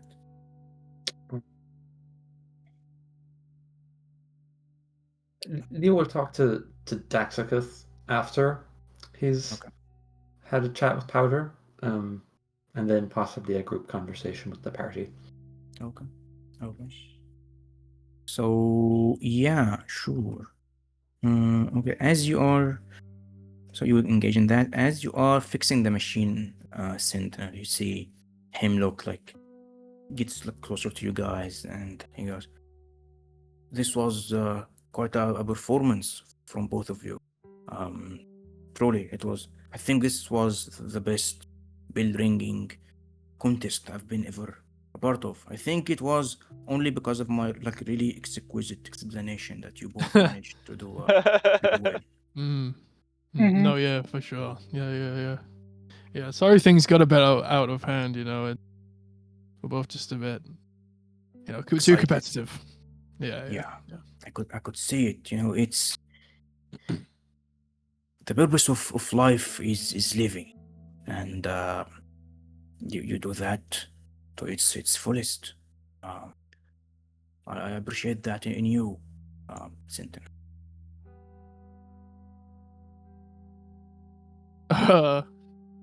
Okay. Thanks. I didn't expect something so profound from. Okay. Yeah. And you're really good at explaining things. Well, it's this is a thing, right? It's in these like really simple moments that you really get to live. As much as loud and big things happen around you, sometimes all it takes is just a quieter moment to know that you actually exist. Yeah. I kind of I put my stuff down and I stand up, cross my arms and look around. Yeah, I mean, moments like this is so rare these days for anyone really. There's so much stuff going on. I think we all sometimes forget that, we're all how do I put it? People forget to just live and enjoy their lives. It's also fleeting. So having a time like this, especially for us, to just enjoy things is nice. Yeah, it's very rare indeed that we have moments like this where we all just like we're having this like very special moment of camaraderie, and in the war, each of us was on a different battlefield, facing each other for Are you familiar with Hatchet? A great Warforged philosopher. Familiar with that name? Am I? Give me a history check. Okay. 10. 10. You don't know the name. Actually, wait, hold on. Hold on. Loving Hemlock dropping just Warforged philosophy. It's great. So there's something here. Tactical mind. I will expend use of second wind to roll a d10 and add it to my ability check. It's only expended if you fail. Yeah, that makes it a Succeed. 12. So still no, probably. Yes, to know the name rings a bell, but it's like because of being a philosopher thing, or because you have known like a name Hatchet. Yeah. Yeah, Um, I mean, I feel like I should know. You know, Yeah, maybe I he- learned. he- Maybe I heard it years ago, but it doesn't. yeah, he's a like a Warforged philosopher. He like formulated like 4 simple rules for like living as a Warforged. He called them the 4 maxims. You know, it's the purpose of life is living. Choosing is living. As you choose, then you are alive. Agency, basically. And that all living beings have a right to choose. And that some choices demand punishment. It's a very simple philosophy. People call it the Reforged philosophy. Some take it way too far. Like, have you ever heard about those Warforged who would like graft on them like skin or like tongues or things like that, so they can like actually like eat and drink and touch and stuff like that? Again, have I heard of this? I would say give me another history or religion check. Okay, they're both the same. That's a nat 20 for a 19.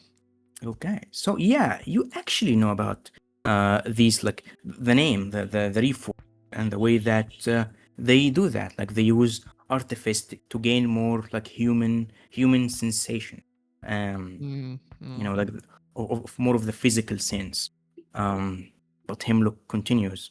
I only care about the freedom and the philosophy that, like, in the way that it makes sense for my existence as a living being, but not in like, you know, in the sensory experience. Like, I like to hone my sensory experience by like doing like mindfulness exercises, you know, like sitting in meditation, hearing and feeling like the various sounds of the bustling city, or even just like sitting in the quiet and appreciating that, but not as much as you know, putting like flesh in my mouth to drink.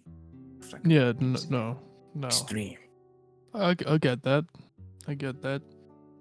I do. I mean, those people are crazy. I mean, that's grim stuff. Though that I do sometimes wish that I could feel like physical sensation. You know? You ever get that? Not really. No, I've heard about like in humans, if they have like a severed limb or something, they will like feel this itch that you know, like it is there but it's not there, and they can still like feel it in a way. I guess sometimes you can get that, but to act on that impulse seems a little bit like extreme. Like I know of places in the city where that is like a thing that you can try. I've never like been there, but it seems to be like a thing that Warforged can do Right. now. Right. Okay. Rather No, is it's just not. listening to this, and he scratches his eye under the patch. No, I mean it's not. I'm not like. I didn't mean it in like a weird way. I don't really know how to explain it without it sounding strange. sometimes, get in a fight. Sometimes I want to know what it feels like to get punched. Is that weird? A little bit, yeah. You see, look, you see other people. It's these feelings of like pain and like adrenaline. That stuff that these guys get.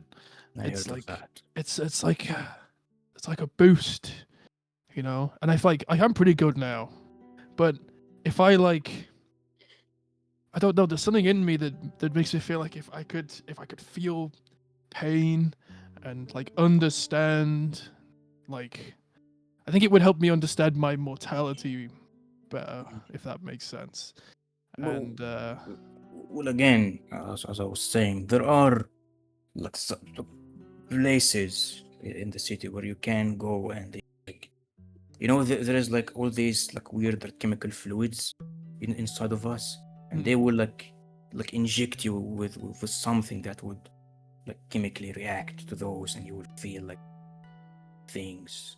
It's pretty wild, pretty wild. okay. It is doable, but So it's drugs. It's drugs. No. It sounds like drugs. No, I don't think we can actually stuff like that. Well, like for us, I mean. When you put it that way, yeah, maybe. Okay. Maybe. Yeah. But if you wanna go, one of those places, I've heard that Dragon Eyes is the place to go look. It's a district. Okay. Pretty seedy. Pretty it's you think this is like a shithole. You go there and it's like I think this place is great. shithole on a different like level. Like if this is a perpendicular shithole, the other is like actually like a cylinder. What? A hole is Yeah. two-dimensional, and then if you do this, guess it will still be. A hole is definitely 3D. Yeah, You're very good at explaining. That's right. You should stick to explaining bell ringing games. Did you fix the machine, guys? And You deep can't begin. and deep philosophical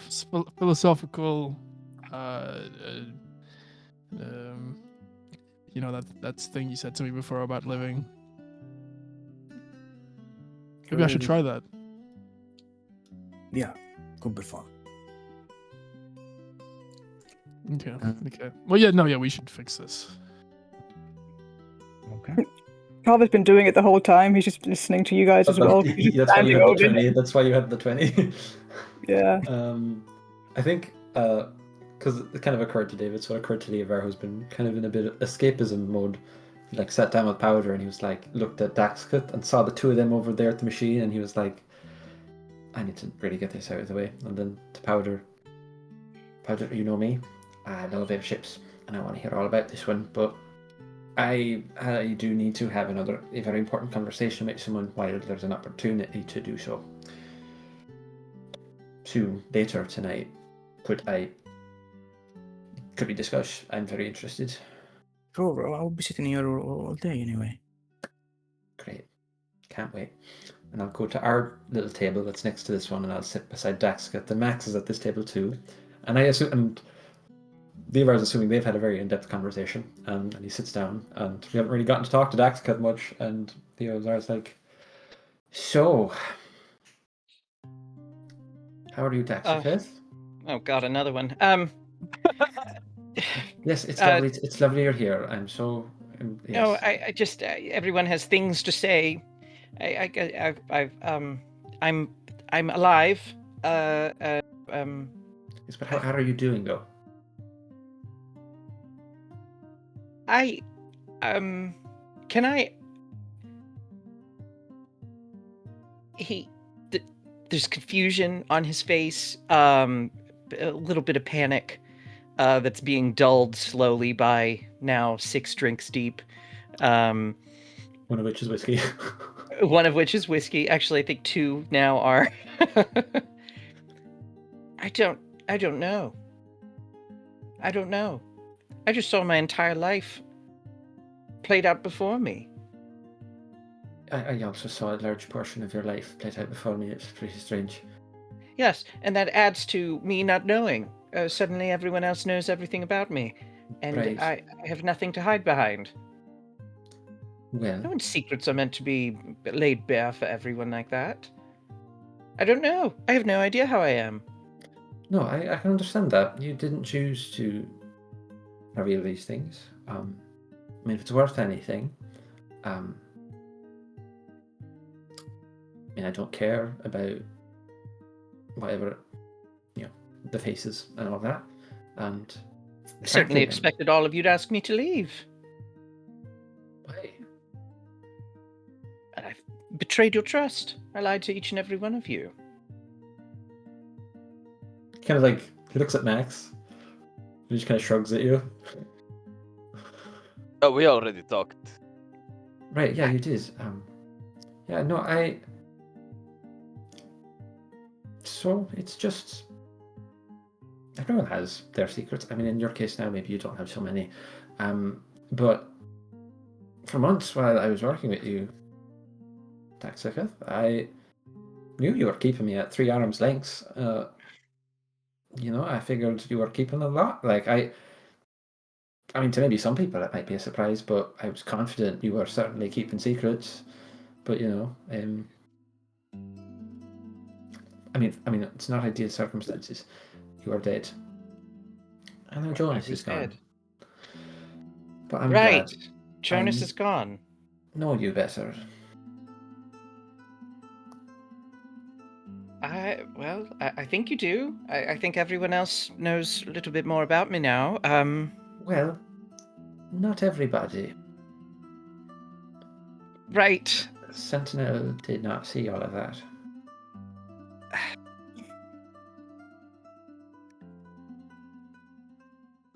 And I have to attend to that, I think. Someday. Maybe tomorrow. Next day. Next week, maybe. Who knows? Tomorrow would be good. I think today is reasonable to let things settle. But you've no idea how upset he was. You really don't. He cares for you so much. Well, of course he does, because I care for him. I never meant to keep him at arm's length. I just... More whiskey.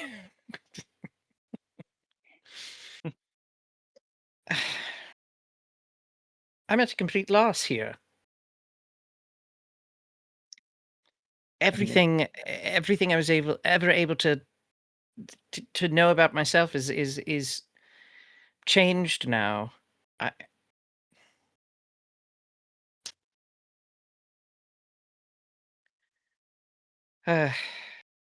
He gets quiet, sits with his drink.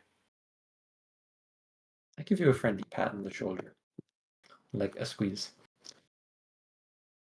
I think it might be fair to say that Sentinel might be a little put out by the revelation when you tell him. But That's the fear I've had the entire time I've ever had anyone close with me, Sentinel included. well, given what I've seen, I think I can understand why you might have had that feeling. But your friend, and I kind of look at Max and then back at you, Liliana. Did you know her too? No, she's not. He kind of pauses the way you phrased that, and he looks at Max. No, I didn't know her. But I saw how she reacted when you revealed your truth to her, and I saw how she trusted you once time passed.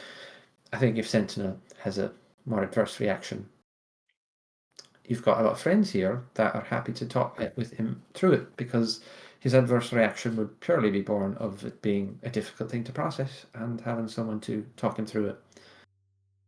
And I think you'll be better friends for it, I think. I appreciate you offering help, but I think he and I can discuss this. I hope. I'm not sure. Just Thank you. I will let you know if I need to lean on you for guidance in all this. Sure. I think some of us have had some things out of the bag, I think, today. Let me look at Max. How are you doing, Max? Me? Yeah, the two of you talked. We did. Yeah. Just good news, bad news, news. I mean,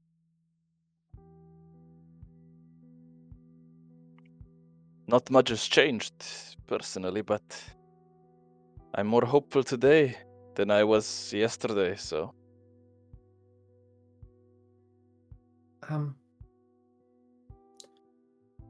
Right, I actually have maybe, I think, and all of us, we've all seen things tonight with the Sentinel and the lack of, and with Carver, who, I think there's a bit of an elephant there with what we saw when we left that space of Dora. And we've all got things to talk about, but Max, a thought occurred to me. I don't mean to presume if you would like help with looking for her. Well, yes. But how? Well, and he kind of looks like he's I guess I'm making an assumption here, but from what I saw, I assume that you thought she was dead for the last many years. Until today. Well, to be honest, she still might be, but Right. Maybe. But I think now that you know, you might have a chance to check. indeed, I would. That is what I would like to do, and I would do anything to make it happen, but the execute knows nothing more than I do, apparently. Yeah, but now you know there's a chance. And he kind of looks at you and he kind of goes, Max, that spell you do, you can talk to people that you know of, can't you?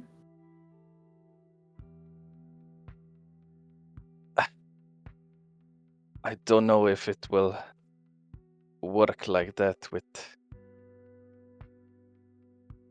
Well, maybe I should try, yes. It's just. I'm afraid of getting back silence, and I just got hope back. I'm not sure I want to lose it again. I understand. I don't think silence would necessarily mean what you think it might, if you did get it back, but you take your time, obviously. This is your life. But it was just an idea I had.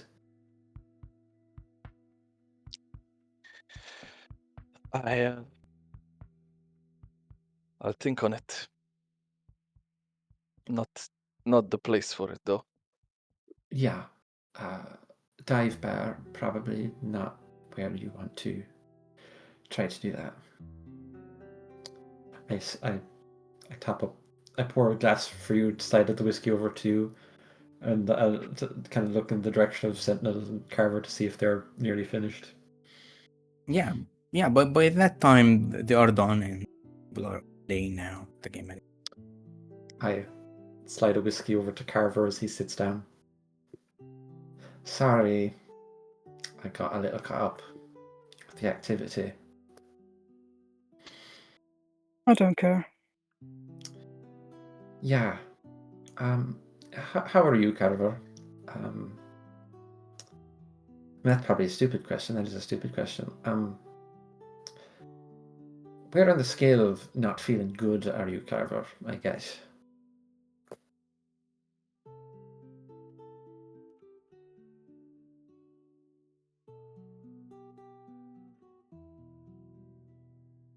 Yeah, he'll keep looking at you, like, even though you're like looking at him like, look, Carver,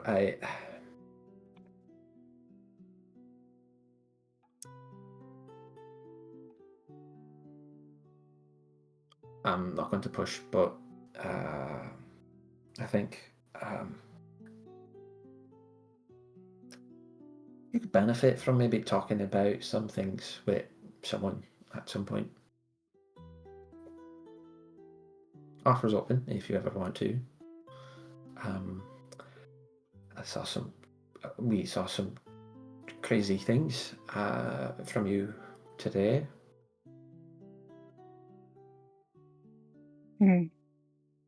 No, I'm good.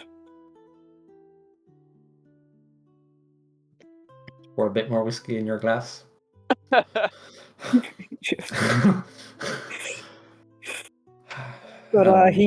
if you're perceptive, he is kind of twirling the ring on his finger again. Levi is pretty perceptive. He's also pretty insightful. He kind of sees that and he look at you. I will get more persistent with the poking, just so you know, Carver. I'm going to warm you into the idea of opening up a little bit. So, some gentle prying tonight. That's it. It will gradually ramp up, though. Just so you're ready. It prepares over the coming time. Days. Weeks. I could just kill you. Great. But then Carver just smiles a little bit. You have such a sense of humor, Carver. And he pops the wine and he'd pour a glass of wine for himself. You hold it out and you look at Daxicus. To friends back to us who are gone and whom we now have a chance to continue to get to know. And to friends who are no longer here with us, who may have caused problems, but did the right thing in the end.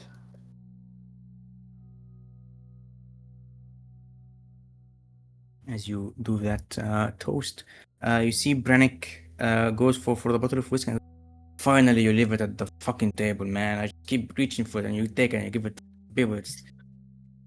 Sorry, Brannick. It's good. It's good stuff. Really good stuff. Taste. Carver's going to lean over to Daxicus quietly and just say, we need to talk about your skills later. They're very...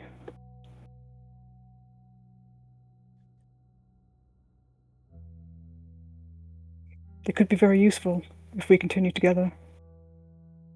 Daxicus heard for the third time today, we need to talk, and his heart sank. And then about your skills, and finally he's like, oh, thank God. Well, Emotional stuff. something I'm willing to speak of. Yes, absolutely, please. Let's come up with some maneuvers next time we face off with large crowds. Speaking of which, we could have all been a little more polished. Just a reminder, I died, and maybe a little more cohesiveness. If you all aren't tired of me yet, if you'll keep me around, I'd like feel like I'm not the tip of the spear all the time. So, I keep trying to cast spells on you, and you keep disappearing. well, then I know I will inform my decisions. If I'm hiding, I will let you know where I'm hiding. So, carry a bell or something. Listen, you know. Ding-a-ling-a-ling-a-ling.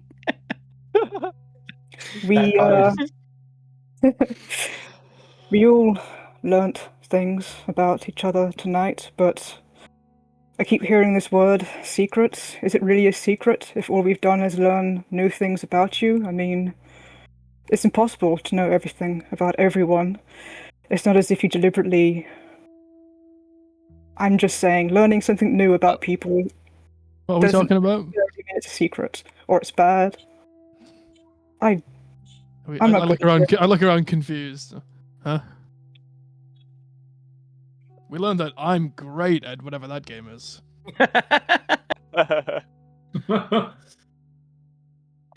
You were just taking a big drink of wine.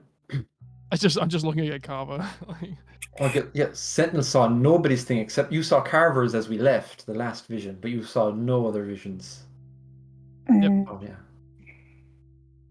I guess that answers one question about Warforged. Well, I don't... Okay, that question. Hey, Sentinel, before we found you, we saw some things about us in the fog. Like how we saw with Carver when we left. mm, Kind of looks at Carver again. And maybe with you in particular, there was a distinct lack of things going on. yeah, I was just kind of. I just couldn't really see. I Yeah. didn't really know what was happening. I don't think that's a big deal, though. And I certainly don't think it means all that much. We were in the land of where the dead go, and I think all of us were haunted by ghosts of our past, more or less, in there. But you weren't. But I think all that means is that Warforged have a different kind of soul. And I think that's all there is to it.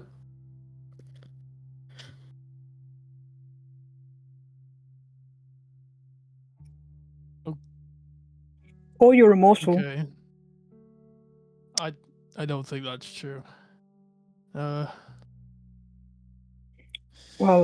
I'm just saying that learning about somebody's past doesn't mean that a secret was held.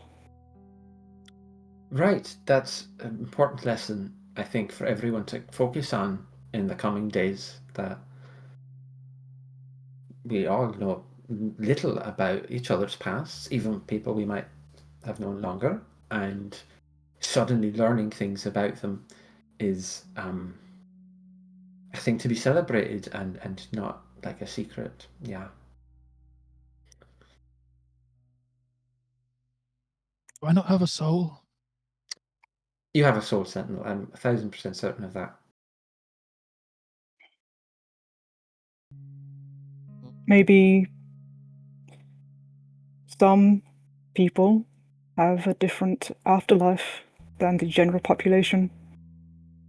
Perhaps Warforged go to a different place. I mean, I wouldn't really be that upset about it if we didn't have a soul. It's just, I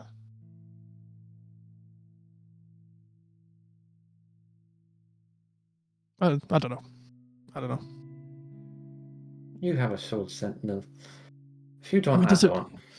Does it really matter anyway? Still me, right? Yeah, I mean, What is a soul anyway?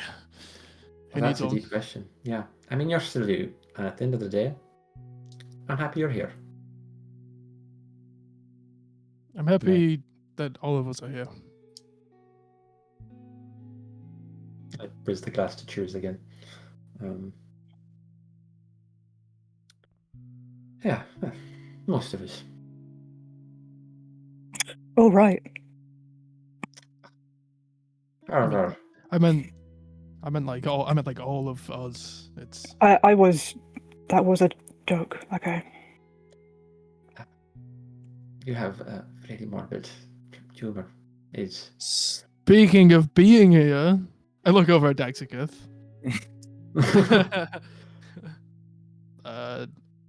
I just We need to talk. sorry. Yeah. We've done too much of that. I couldn't I know agree more. there is not a thing about this man that I do not know. Okay, we do not need to speak. But you know, I've been pretty distracted, and so let's. You want another drink? Well, you got the. Wait, where'd you get this? I probably had like the whiskey and stuff that you have. Oh, I got Rayla and Agron at Hope's Wings gave me both bottles for free.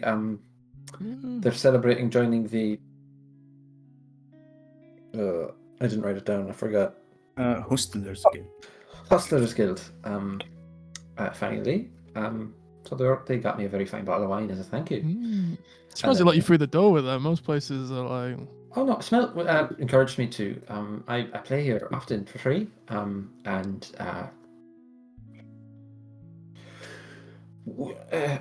Smell was someone I got out of Sire on the Mourning. So. I see. Yeah. No, fair enough. But yeah, Dex. It's I am. There are not words that could describe how glad I am you're back.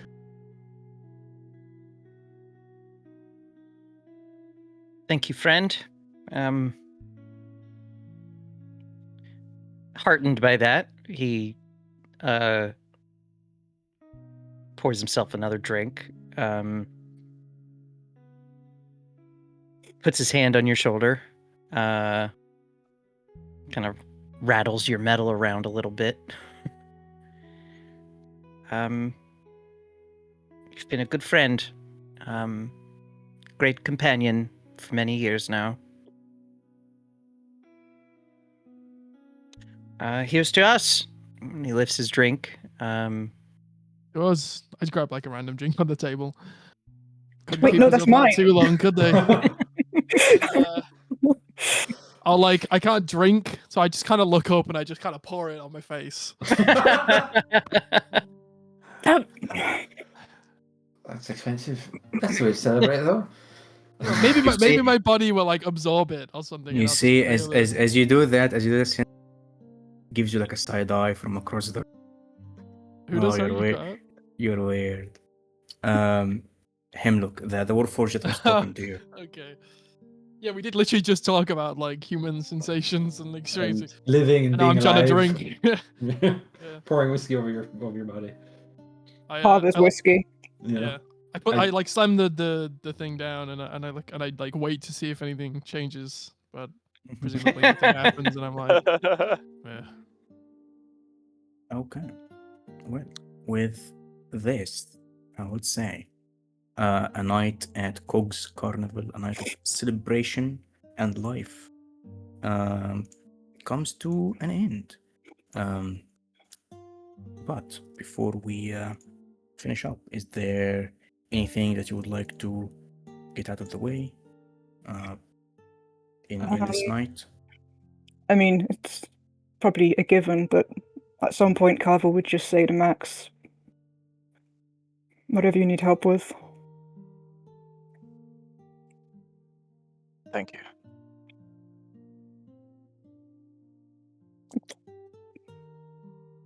Bros being bros. Those were- If there's no details for it, that's fine, but Leovar would probably have queried with Powder about this experimental airship.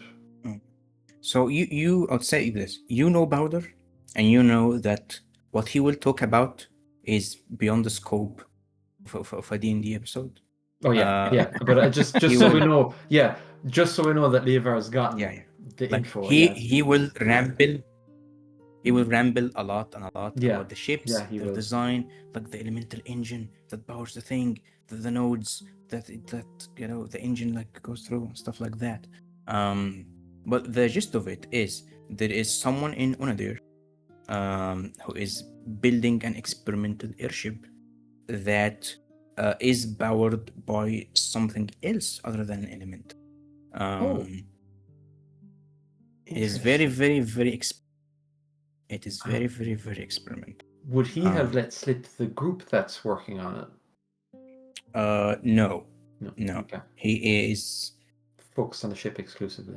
Yeah, he's focusing on the ship, he's focusing on that. You know, when you go there, you will experience in flying, will help them in design. Like, it's not even like in the air yet. they are still like in that process of making seeing how this thing could work, basically. Yeah. Just he wants to have the information because the idea that he might have to very soon uproot again, or maybe have the chance to fly is tempting for the Ever. Yeah.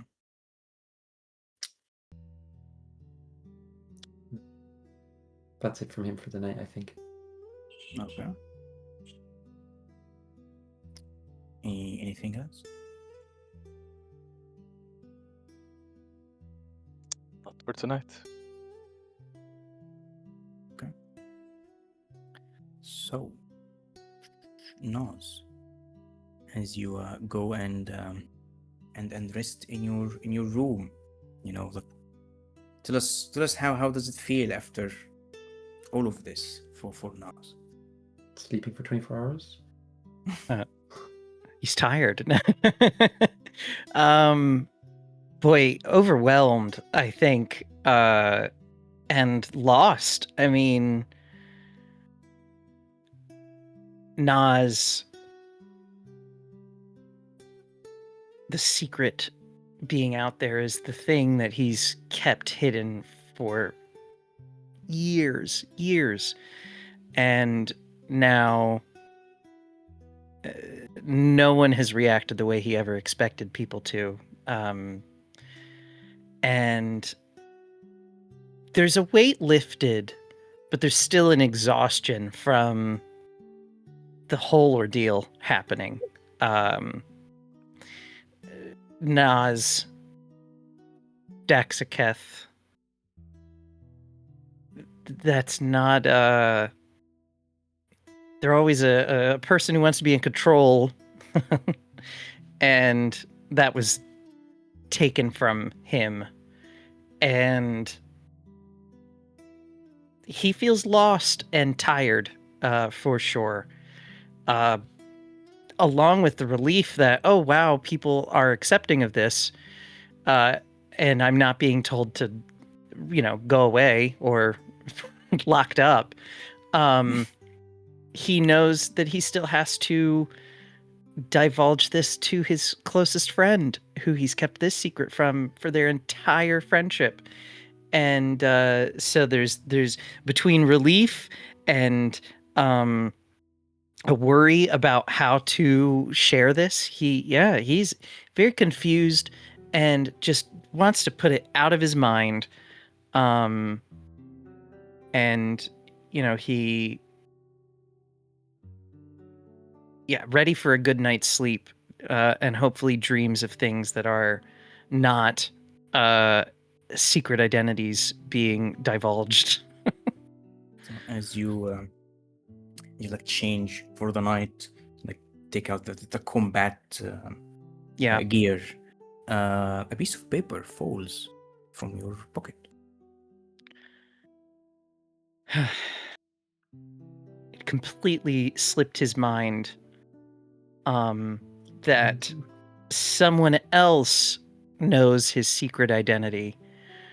And if they didn't before, they certainly do now that Daxaketh approached them at the gala. And he picks up this piece of paper that the pretender Nas put into his pocket, and he'll sit on his bed and read it.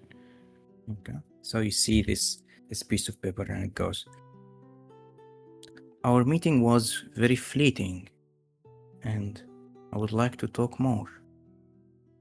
A spider hides behind honest faces. Look within dragon eyes and find its web."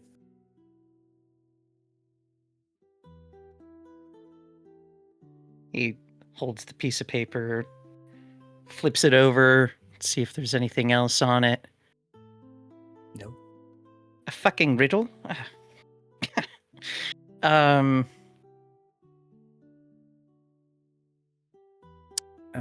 would say you at least know what Dragon Eyes could be. Sure.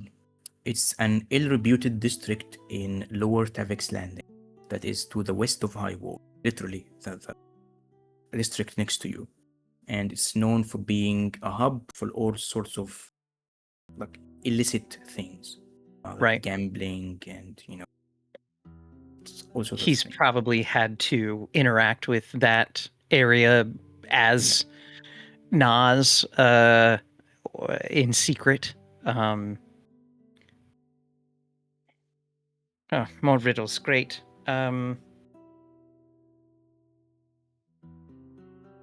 He'll fold it back up and he will keep it secure on his person. And now for certain he's going to dream about someone taking his face and trying to impersonate him or kill him in his sleep. So Okay. Well, as you all go to sleep, Khorvaire, you go to sleep, and then you feel like someone is trying to break into your room from a window.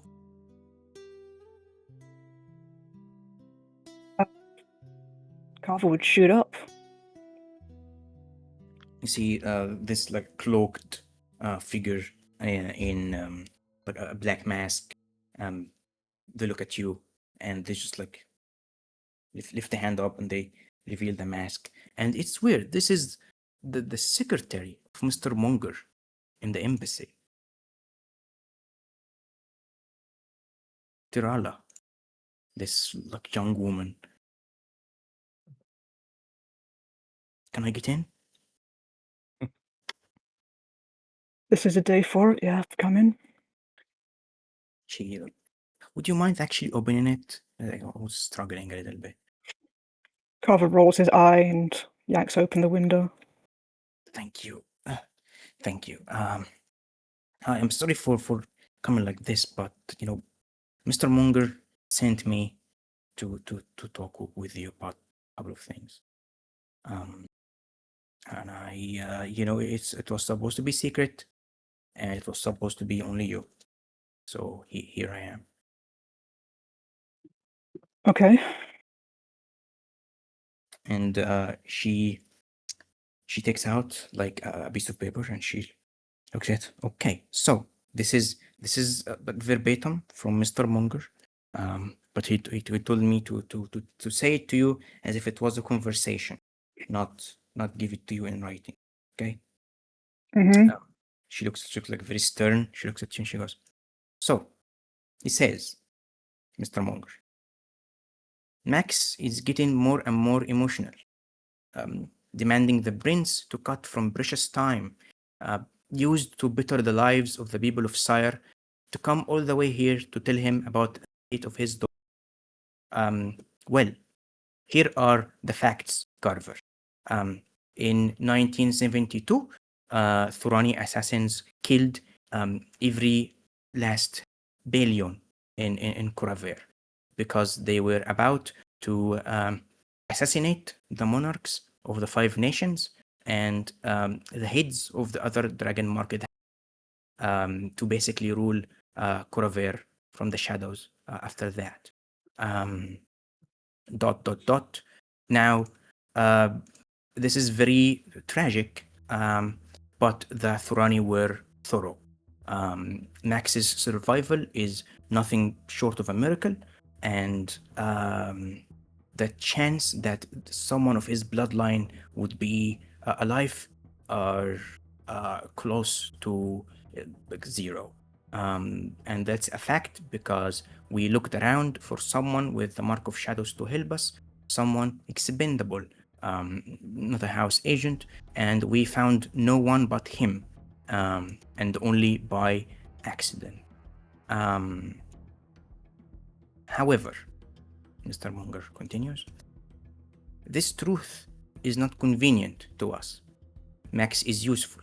His anger, his desire for vengeance, and his hope for finding his daughter are useful.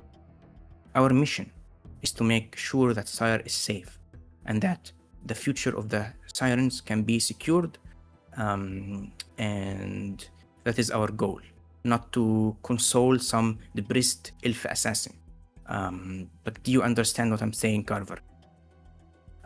He trusts you, and you should use that to make sure he cooperates for as long as possible, because he is a sharp dagger that needs to be guided to the hearts of the people who are Sire's future.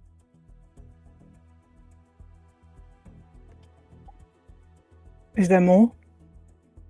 There is more, but it's not about Max.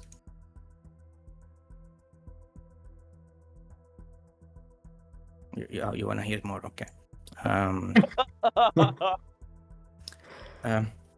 Also, that Leovar fellow, he came in the embassy like a raging storm, demanding that we treat Max better, or that he will reveal that the prince keeps slaves, in quotation marks.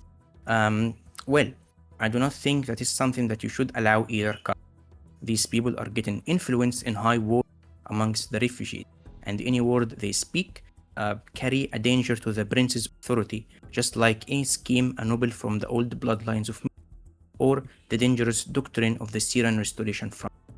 The prince is the last heir of Sire's throne, and without him on that throne, Sire's future is all but gone. You have to realize that the King of Breland's generosity and hospitality to our people has only been because he loves and feels sympathy for. So, lead these people you are with, Khorvaire. Lead them with an iron fist. Do not let them be loose arrows that could hurt our nation. We are already in a pretty spot as is.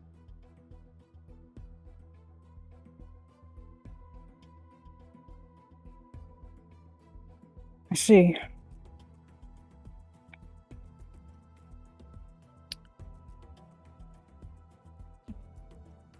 That's the extent of the conversation. There's actually a little bit more if you wanna hear it. I don't know if you are like bored or if you're like processing. It's all like the same with you all the time. So should I continue?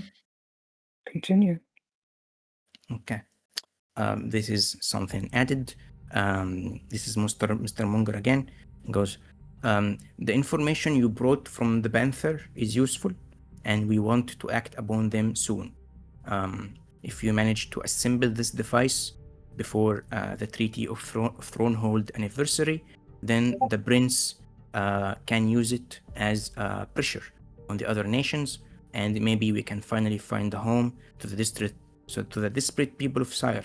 His handwriting is terrible. Stranded all over Khorvaire. And maybe we can truly build. Keep your eyes on the ball, Khorvaire, and do not let sentimentality ruin your mission. That is the extent of it. All right.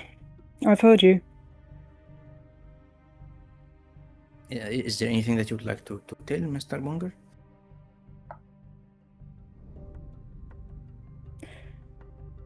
I've heard him. And I will continue to fight for Sire. For sure. Thank you, Lieutenant Khorvaire. It's an honor to work with someone like you, and hopefully we can make something truly. I will be leaving. So Perhaps you should go out the front door. You didn't climb very well up here. You're wearing a mask. yeah, but would it be weird though? Like people in the could be caught. Have at it. Okay, can you help me? Just like put me over like the thing, and then I will climb down. Khorvaire just grabs the rope from the side of his bag, and he's just freaking get out. I'll hold you until you get down. Do you want the written thing with you? That's the kind of thing you burn. Give it to me, and he'll help her down with the rope. Thank you. She gets down. She whips at you from down there before she goes. Khorvaire will close his window, close the curtains, burn the letter, and then go outside and knock on Max's door. Okay. Okay, Max, you hear a knock at your door. You open up. You see Khorvaire in front of you, and that's Khorvaire. where we will end tonight's episode. Inquire why this late night visit is happening. Dang it! Damn it. Dang it. Questioning my loyalty. Dang it. Ah. Well, guys, this was fun. Happy to have another session. And for the people behind the screen, you are also behind the screen, but the people behind the screen, thank you for sticking for this episode. Watching, liking, commenting, sharing, that's all great. And we thank you for your support. Subscribing. And yeah, Thank let's you. do. We will have more episodes next time. Next time. Yeah. Next time, folks. Yeah, lot to digest. Yeah. Keep it See you simmering. guys. Bye bye. See you. Bye. Hopefully.